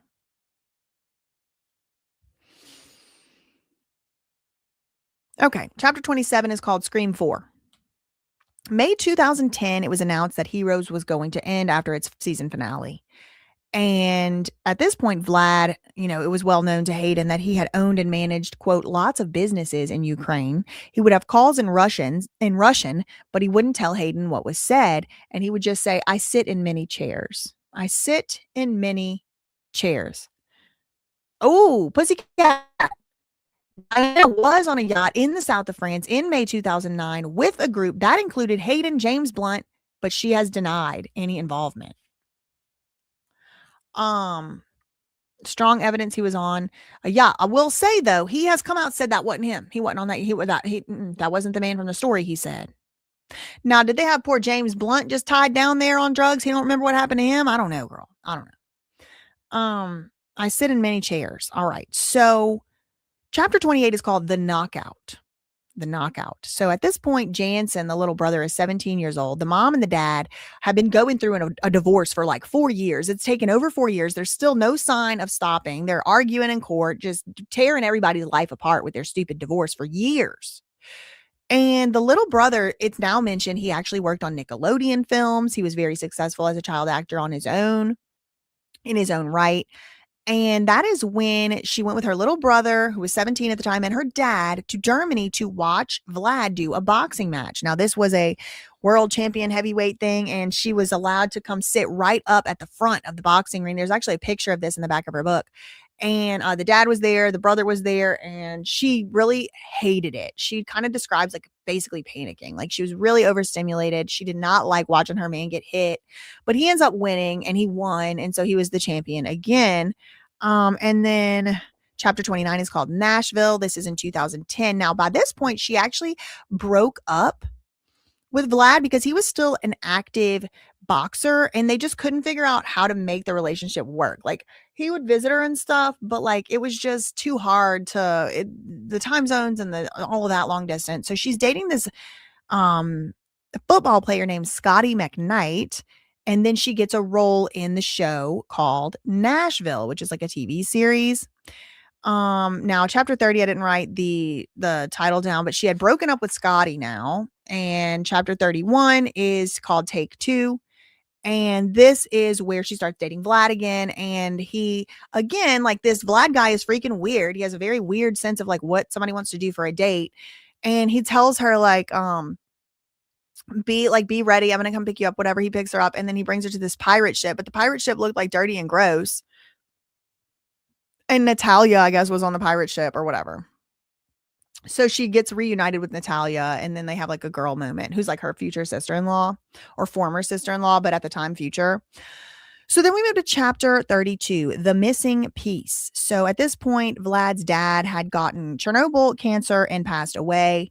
December, now we've moved up 3 years, December 31st, 2013, was the day that they were supposed to get married. Bali wedding with her. But then Vlad said he wanted to postpone the wedding. He changed his mind. And that was the day she was about to go like fly home or whatever. And she's beside herself. She's really, really devastated. I'm leaving a lot of stuff out, but she's super devastated. She's super broken. And, she was supposed to get married. She wanted to get married to him and he decides to postpone the wedding. And he tells her this that morning. He's like, I need to talk to you about something over breakfast. And he's like, or dinner or lunch or whatever. And he's like, I think we should postpone the wedding. And she said she was just kind of speechless. Like the only thing she could get out of her mouth was, okay. And she was really devastated, really messed up that day. And then later that day, he goes to drop her off at the airport. And he's like, actually, let's do it. Let's get married. So it's the same thing that Milo did. Broke up with her, let her get all upset, let her have her fit. And then, oh, just kidding. Let's stay together. But she seems to have learned her lesson. She said, I'm never doing that. And that ends part 2 of the book. Then it goes to part 3. Chapter 33 is the beginning of part 3. 333. Yeah. I'm sure that's just a coincidence. This chapter is titled Potted Plants and Pregnancy Tests. So ends up finding out, even though they called the wedding off, she's pregnant. And it's obviously Vlad's. And now remember, she's like 5'2". He's like 6'6", like that big ass baby. And so she obviously starts to have like, pregnancy, like complications and stuff, at some point. But in chapter 33, Potted Plants and Pregnancy Test, she's in the store and she takes a pregnancy. She's with her friend in the store and she's putting all kind of stuff in her cart. The friend's like, are you pregnant? And Hayden's like, no. And she's like, just might as well. Are you serious? Oh my God. Breaking news. Ammon shaved his mustache for real. You better not be lying to me, Rose. Thank you for the $2. How do you know? Is there a Bandmap update? Is there a picture on the Bandmap? No.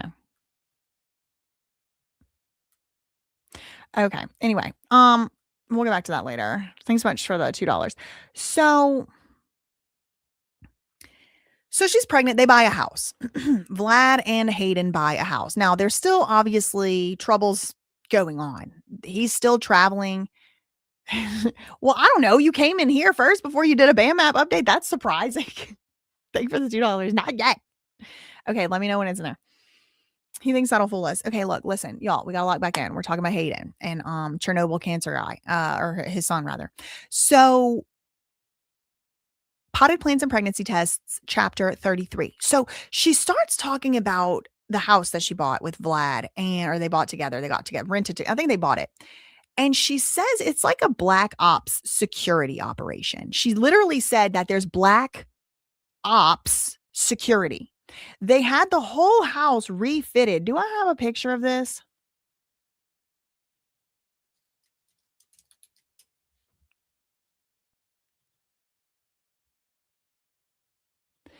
Vlad and I had just purchased a 5-bedroom, 4-bathroom house in the Green Hills section of Nashville. Because she was on that show Nashville at the time. It wasn't much bigger than the house I'd grown up in, but we retrofitted it with security features that made the White House seem slack in comparison. All the rooms upstairs were separated by thick wooden doors with interior iron plates that locked into the walls and the floor when we closed them. The doors in the house were wood with iron plates inside that locked into the wall and the floor when they were closed. That's how they fitted their house when he found out she was pregnant.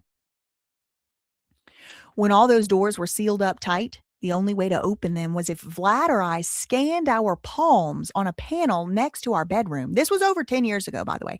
A palm scanner for a vault door in every room of the upstairs. If we chose to, we could also lock down both the master and Kaya's bedroom windows with metal grates. And so they had a button to drop metal grates down for her child's window. And if we didn't want to, no worries. Our Black Ops security guard had installed bulletproof film on all the other windows in the house. And he planned to live in the apartment above our garage, the Black Ops security guard. This was in Hayden's book. Nobody's talking about this. They all want to talk about the one ex-boyfriend. Maybe they should be, but please, we're talking about Secret Service level security because of the other guy she dated. Let's not forget him, please.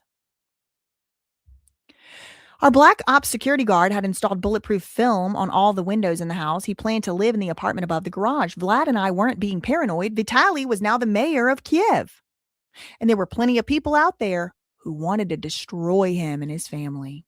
As a public figure, I was also vulnerable to obsessive fans, something I'd experienced years later when I had a stalker who the FBI investigated and ultimately sent to prison Finally, we lived in a state where pretty much anyone had a gun and much of the population did own one. So I love the house, but it was a fortress. And my dad lost his mind the first time I told him about it.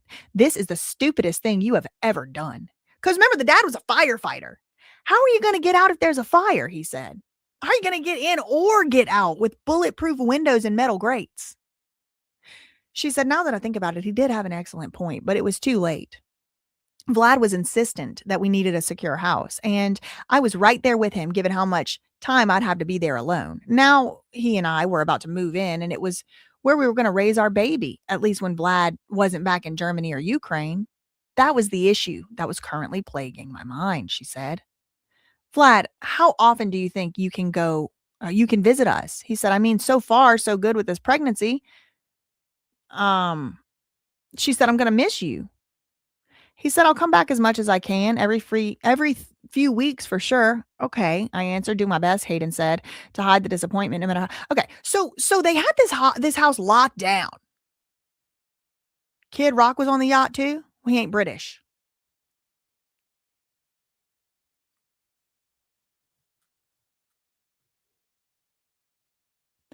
So I thought about her too, Alexander Khan, like maybe it's Paris, but yeah, she was acting, but then the next part of it is like, um, well, here it's right here.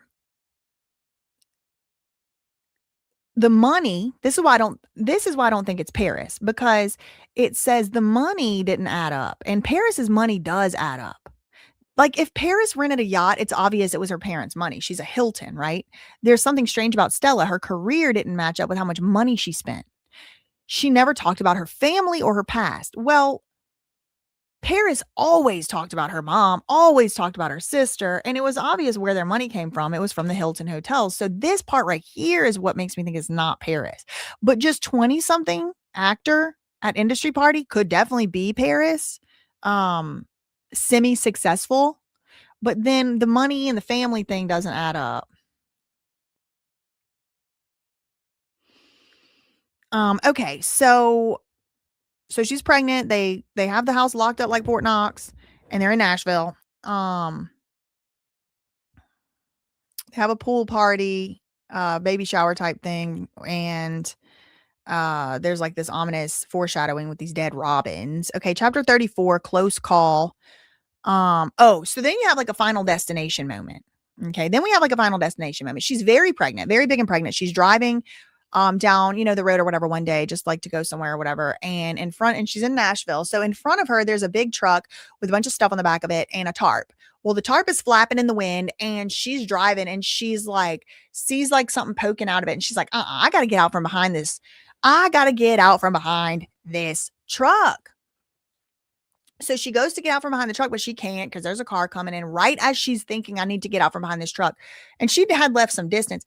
A shovel starts flying straight at her, flying through the air.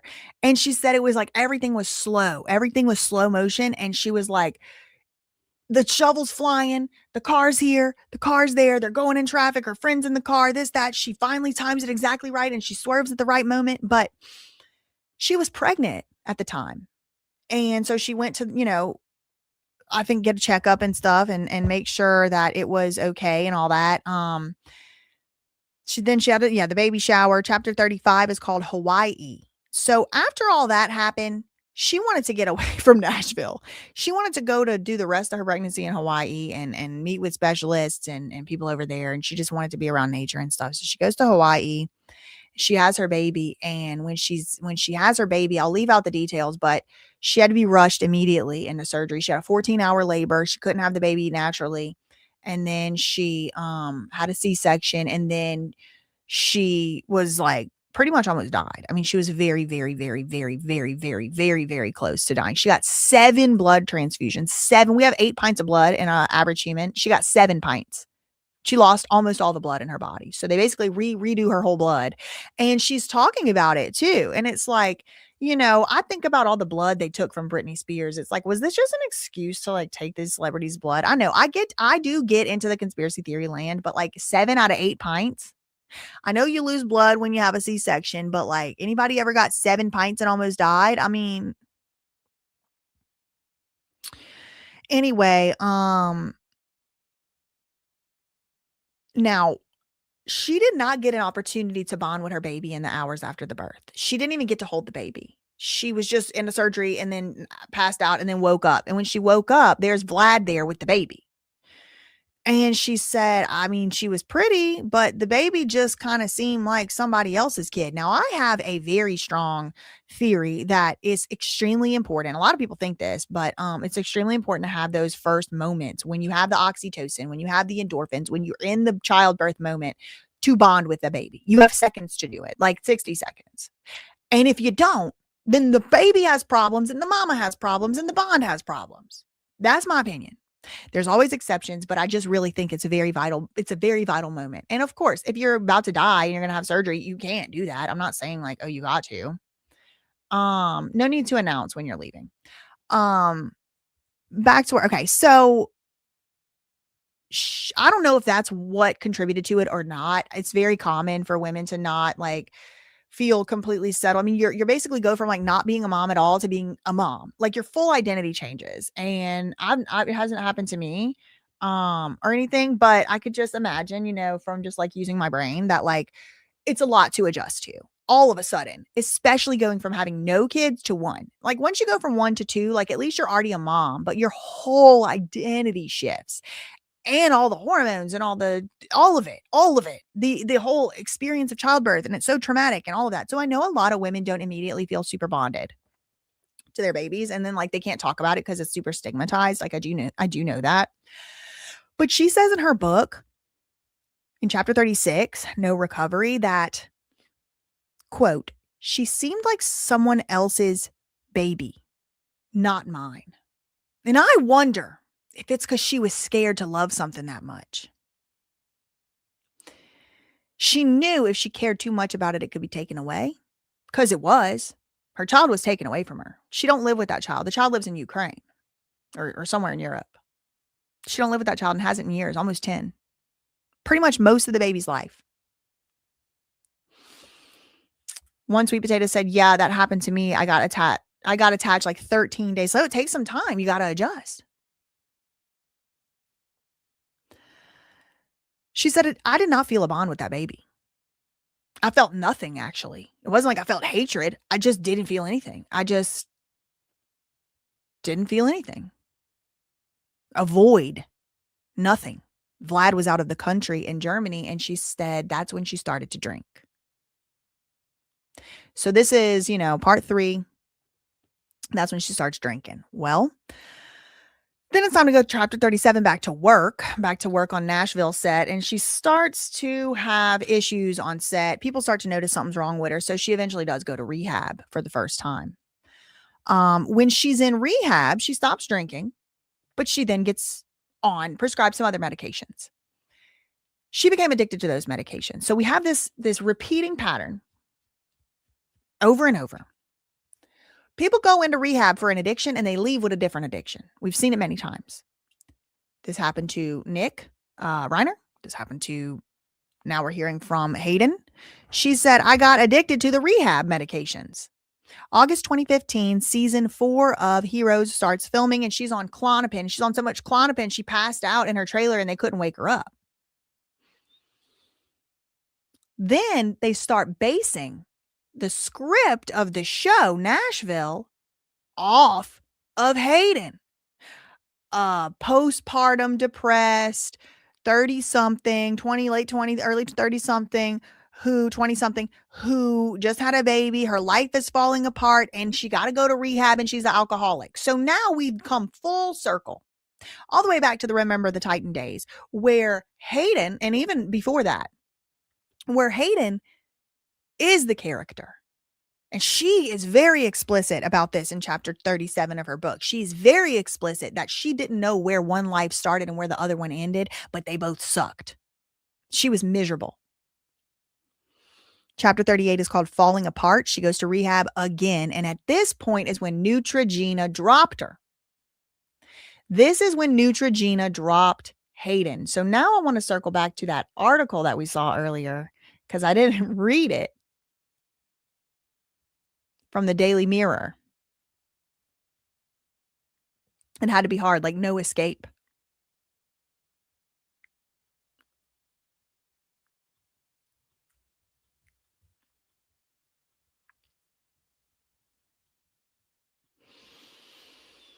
Neutrogena trying to survive the backlash after speaking out on Hayden Panettiere drama. That's the title. Exclusive. Neutrogena has addressed the uproar over claims they ended their long-term partnership with Hayden Panettiere after she spoke out about mental health struggles. They finally spoke out about the onslaught of backlash over allegations they terminated their long-term partner with her after she spoke out publicly about her mental health woes. The late actress, who was found unalive in South Carolina earlier this month, worked with Neutrogena for 10 years, 2005 to 2015, as a spokesperson and a prominent face of the brand. In an Instagram post on Thursday, August 20th, so 5 days ago, the company said she was a valued member of the Neutrogena community for more than a decade, and they understand they made her feel unsupported during a difficult time. The comments drew responses from people expressing anger with that apology, saying they would boycott the brand and its consortium of sister companies. Oh, that'll be hard. They own everything. Following this, the Mirror reached out to PR expert Sam Gauchier to get her thoughts on the brand's actions. I don't give a shit about some PR expert. Don't give a flying rat's ass. Or that. Get off of here.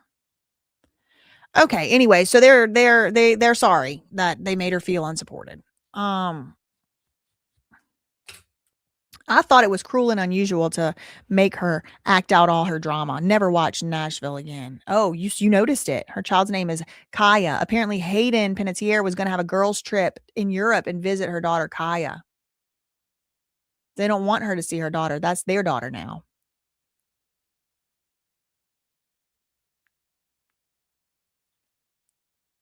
I mean, this kid's probably so fucked up. I mean, bless her heart. Let's pray for Kaya.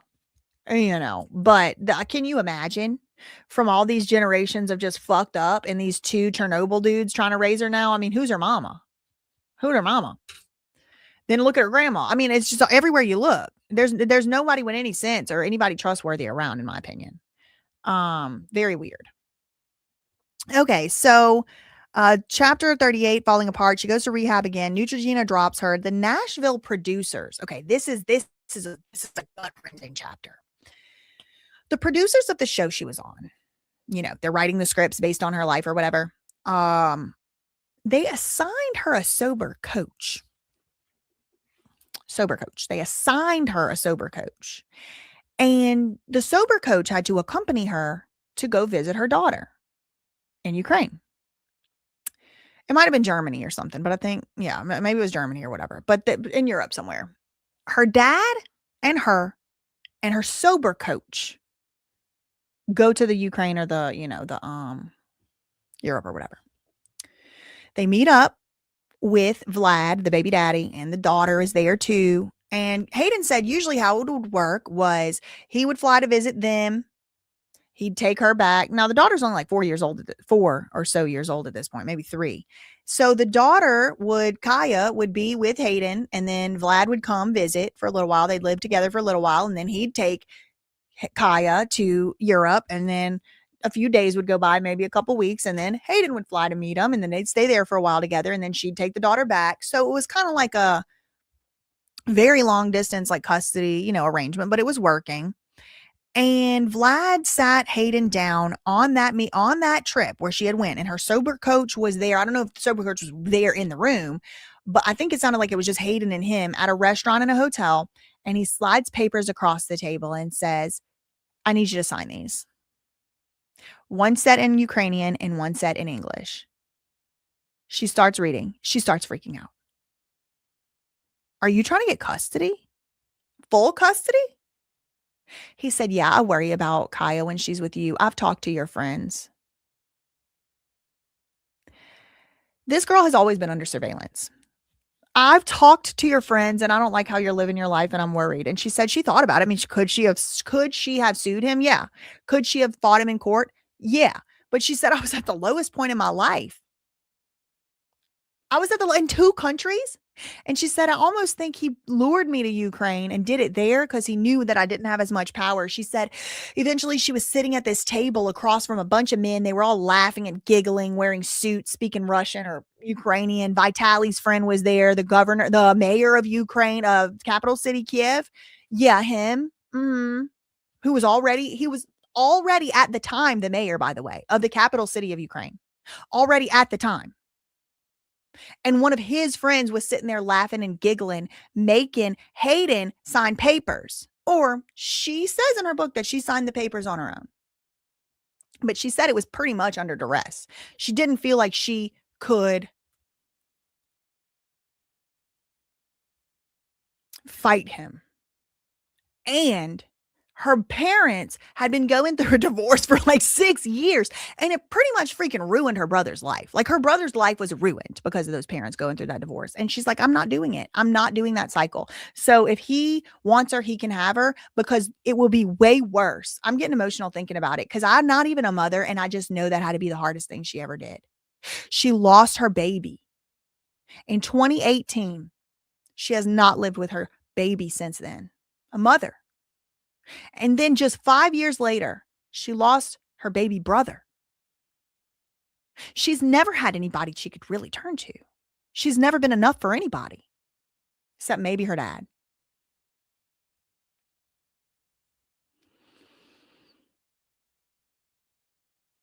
Chapter 39, in an instant. That's when she signed over the custody. And she said, yeah, I signed it over. Yeah, I had problems. Yeah. But I was forced. And I just keep thinking, why did she die 3 months after this book came out?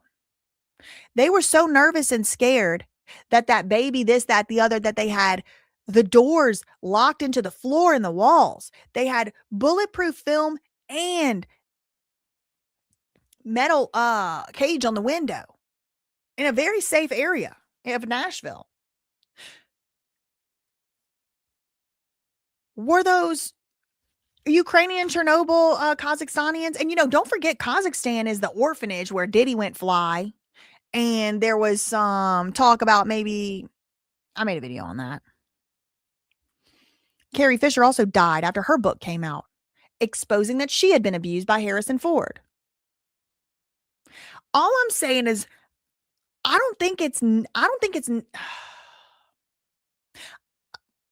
say this.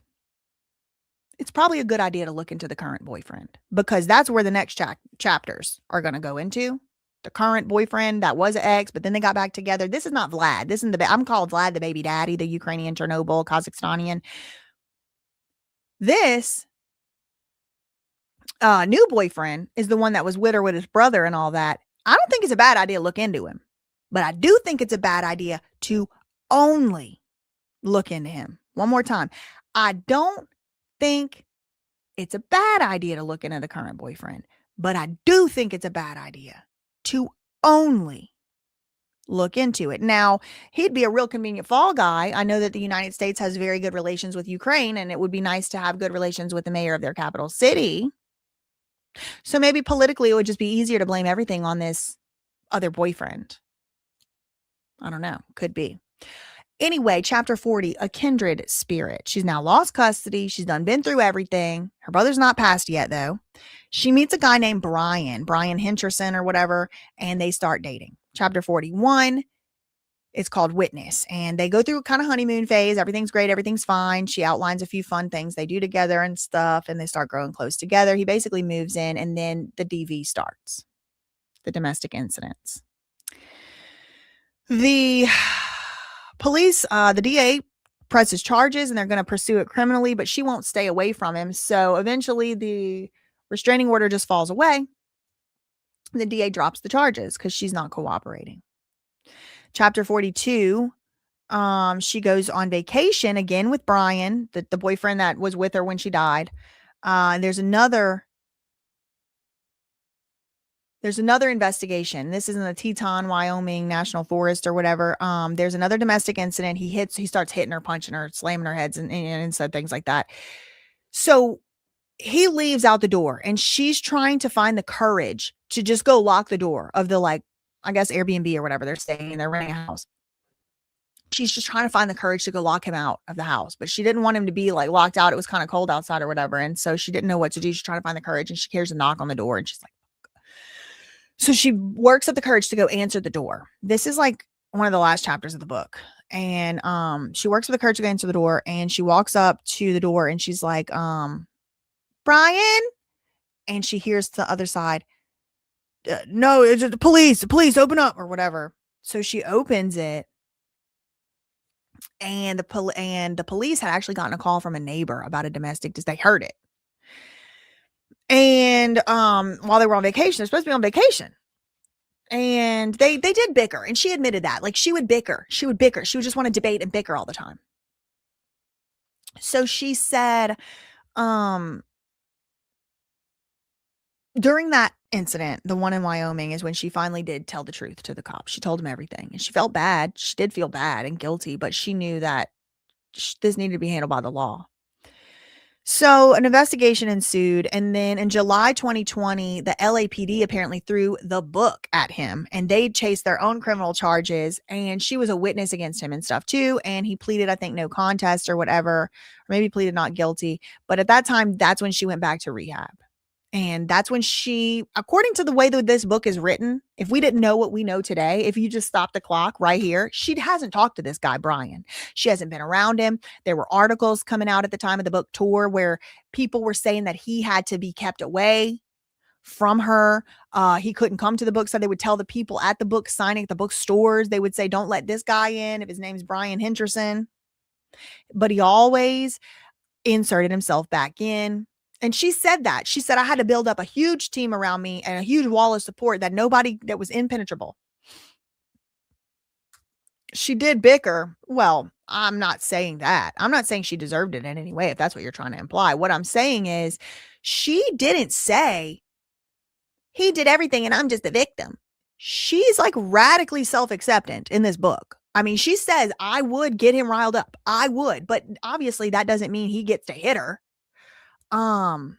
So she goes back to rehab after the breakup, after testifying against him or being a witness against him or whatever. He gets in trouble. She goes back to rehab. And this time she stays for 8 freaking months. 8 months in rehab. 8 months she stays. She said it was great. Then chapter 43 is called The F-It's. F-U-C-K, It's. And this is the 8-month treatment in rehab in 2020, the year of COVID. And meanwhile, her brother is starting to really struggle. Her brother, remember, was 4 years younger than her. So he's kind of following in the same footsteps in the same way. And then I made a video about it this morning, but she gets out of rehab, and that's chapter 44, Mending Fences. So by the time she gets out of rehab, her daughter is 6 years old, 2020. She spoke 4 languages at the time, working on her 5th. And so they're just training her up to be, a super soldier too. And then she found out that her brother was doing substances. Her brother told her, admitted and confided in her that she was doing substances. And yeah, it definitely sounds like someone retaliated from the book. That's what I think too. I think so too. Now, I will say, Hayden was very, very nice about Vlad in the book. She said she loved him, and if he ever reads the book, she hopes that he knows that he's appreciated, and she messed up and this and that. Brian, on the other hand, she's not nice to in the book. She basically is like, the man has problems, and I couldn't see it. And I never want to talk to him again. Now, this book came out 3 months ago. She supposedly cut contact off with him 6 years ago. Clearly, she didn't. And I wonder if this was another way of Hayden feeling like she was living a false life. Because as far as the book was concerned, as far as the interviews were concerned, as far as the press tour was concerned, it's been 6 years since she talked to this guy. And that's after helping him get, in trouble. Helping the law get him in trouble.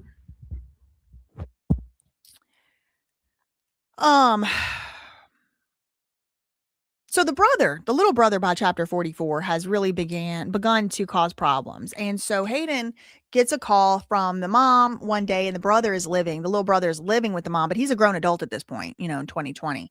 And he was born in 1995. So he's like 25 years old or something at this point. So he, 05, 15, yeah, like 25. So he's causing issues, and Hayden was always pulled in as the mediator. It's probably one of the reasons she ended up under so much pressure, because she had to do things that even her parents couldn't do, which was like standing between her brother and her parents, standing between her mom and her dad, and all of that. And this keeps happening, by the way, even after the brother dies, is the parents are putting her in a position that the parents should be doing the thing. So the brother confides in Hayden that he had been doing drugs. And I made a video about this morning on That Surprise Witness. So y'all should go watch that if you want to see me like reading through the specifics. But he admitted that he had been doing the substance that Amanda Rabb liked. It rhymes with track. The little brother. Yeah. Yeah. So anyway, the mom calls Hayden up after she had been out of rehab for like a week, like a few days or a week. And her mom calls up and like, you have to come and help me deal with your brother. He's, acting crazy. He actually put his hands on me this morning. And so Hayden's like, all right, I don't know about all that, but I'll call him. I don't know if I'm going to be able to put myself back in the situation. I don't know if I'm going to be able to put myself back in the situation and I could protect my sobriety. So let me call the brother. So Hayden calls her brother up. He confides in her and she's like, you got to stop. You got to stop. They get off the phone. She calls the dad, basically tells the dad what the brother had told her, Jansen, the brother, told her. And, I don't know, some time goes by. I didn't write down the timeline here, but at some point by February 2023, she gets a call from her dad. The brother's passed away and the mom didn't know yet. And Hayden had some suspicions about how the brother passed away. Why was he sitting in that? He never sat in that chair unless somebody was there with him. Was anybody there with him? If he was doing drugs, which I'm sure he was, Hayden said, he would have been hot.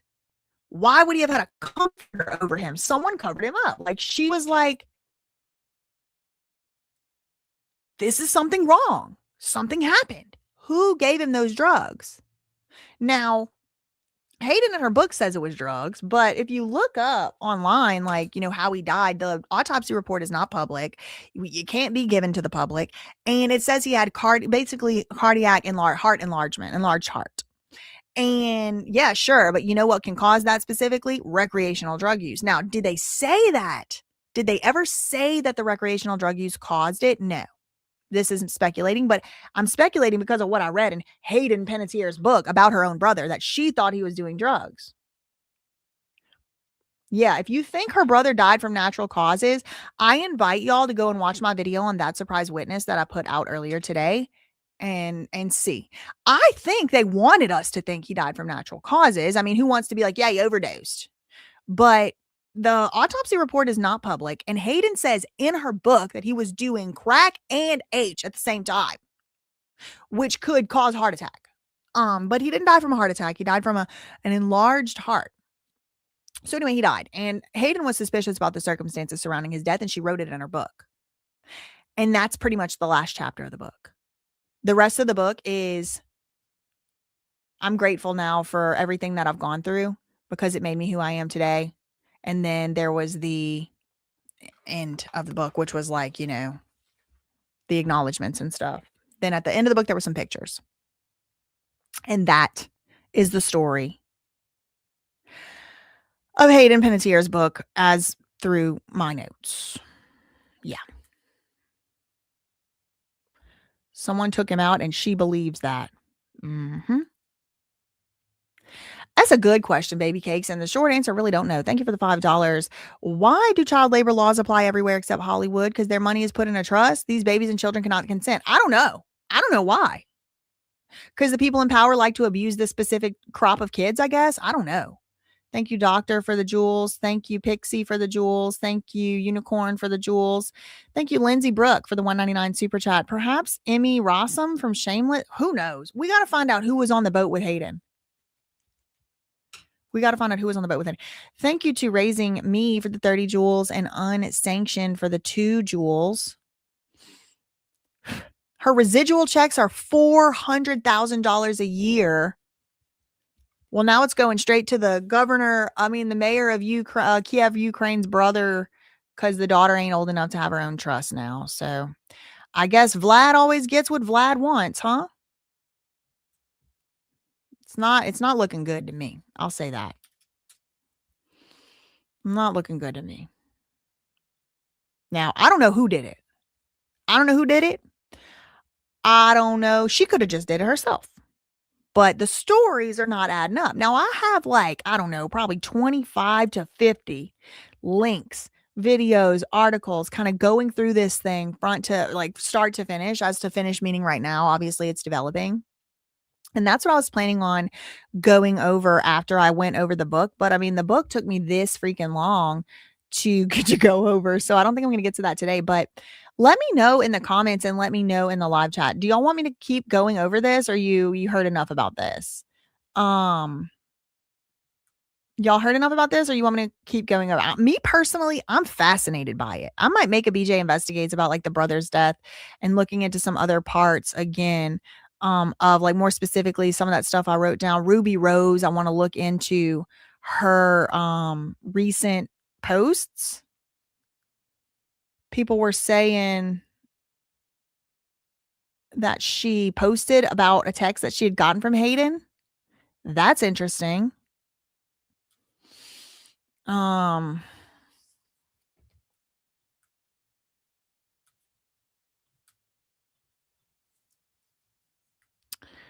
Let's see. I'm going to send y'all to Down the Rabbit Hole News. She's covering the Tupac trial. I just like kind of like lost interest. Sorry. I just lost interest in that. I need to maybe, I don't know. Y'all are saying keep going. It's not done. And she died and being so beloved and young. The plot always thickens when the elites are involved. Thank you to Leonce for the $6.99 Canadian. Thank you for this incredible investigation, live investigation. Yes, thank you. Thank you. People are saying keep going. Keep going, keep going. There's more to find. Keep going, keep going. May her legacy live on. Keep going. There's so many things here to look at. I feel like this is going to be a case. Well, yeah. I mean, most recently, where it ended up leaving off is that Hayden's death is under investigation and the DEA is involved as well. So I don't know, girl. We going to see a happy pill? What we going to see? What we going to see? Oh my God. Look, y'all. This is my little brother. Oh my God. I love him. I know he probably hates it because I'm like, oh, look, give a little brother. But I'm old. I'm be 36 in like a week. Okay. So I'm old. I would love to go live with you. I'll have you on my channel. Y'all, it was so sad. The other day he got like, okay, so I directed from here on a reckless Ben thing to Sheldon, and then Sheldon redirected to him, and then the live kept crashing and I kept going back in, and I was like, oh my God, I hate it because I know what it feels like. Would love to go live with you soon. Just got monetized for streaming. Shout out to you. Okay, hit me up. Okay, thank you to Size Silly Duck for the jewels. Brian's story is sus. Look, his story is sus. The mama is sus. That's why I feel like I'm playing Clue. They all got their own interests. And that's why I said, let me go to the book. Okay. Yeah, and check out my That Surprise Witness video. I got y'all going to Rabbit. She's covering Tupac trial. And that's all I really had for this one. In the meantime, facts ain't defamation. Neither are opinions. Everybody's innocent until proven guilty, please. Everybody's innocent until proven guilty. Love you, mean it. Okay, bye.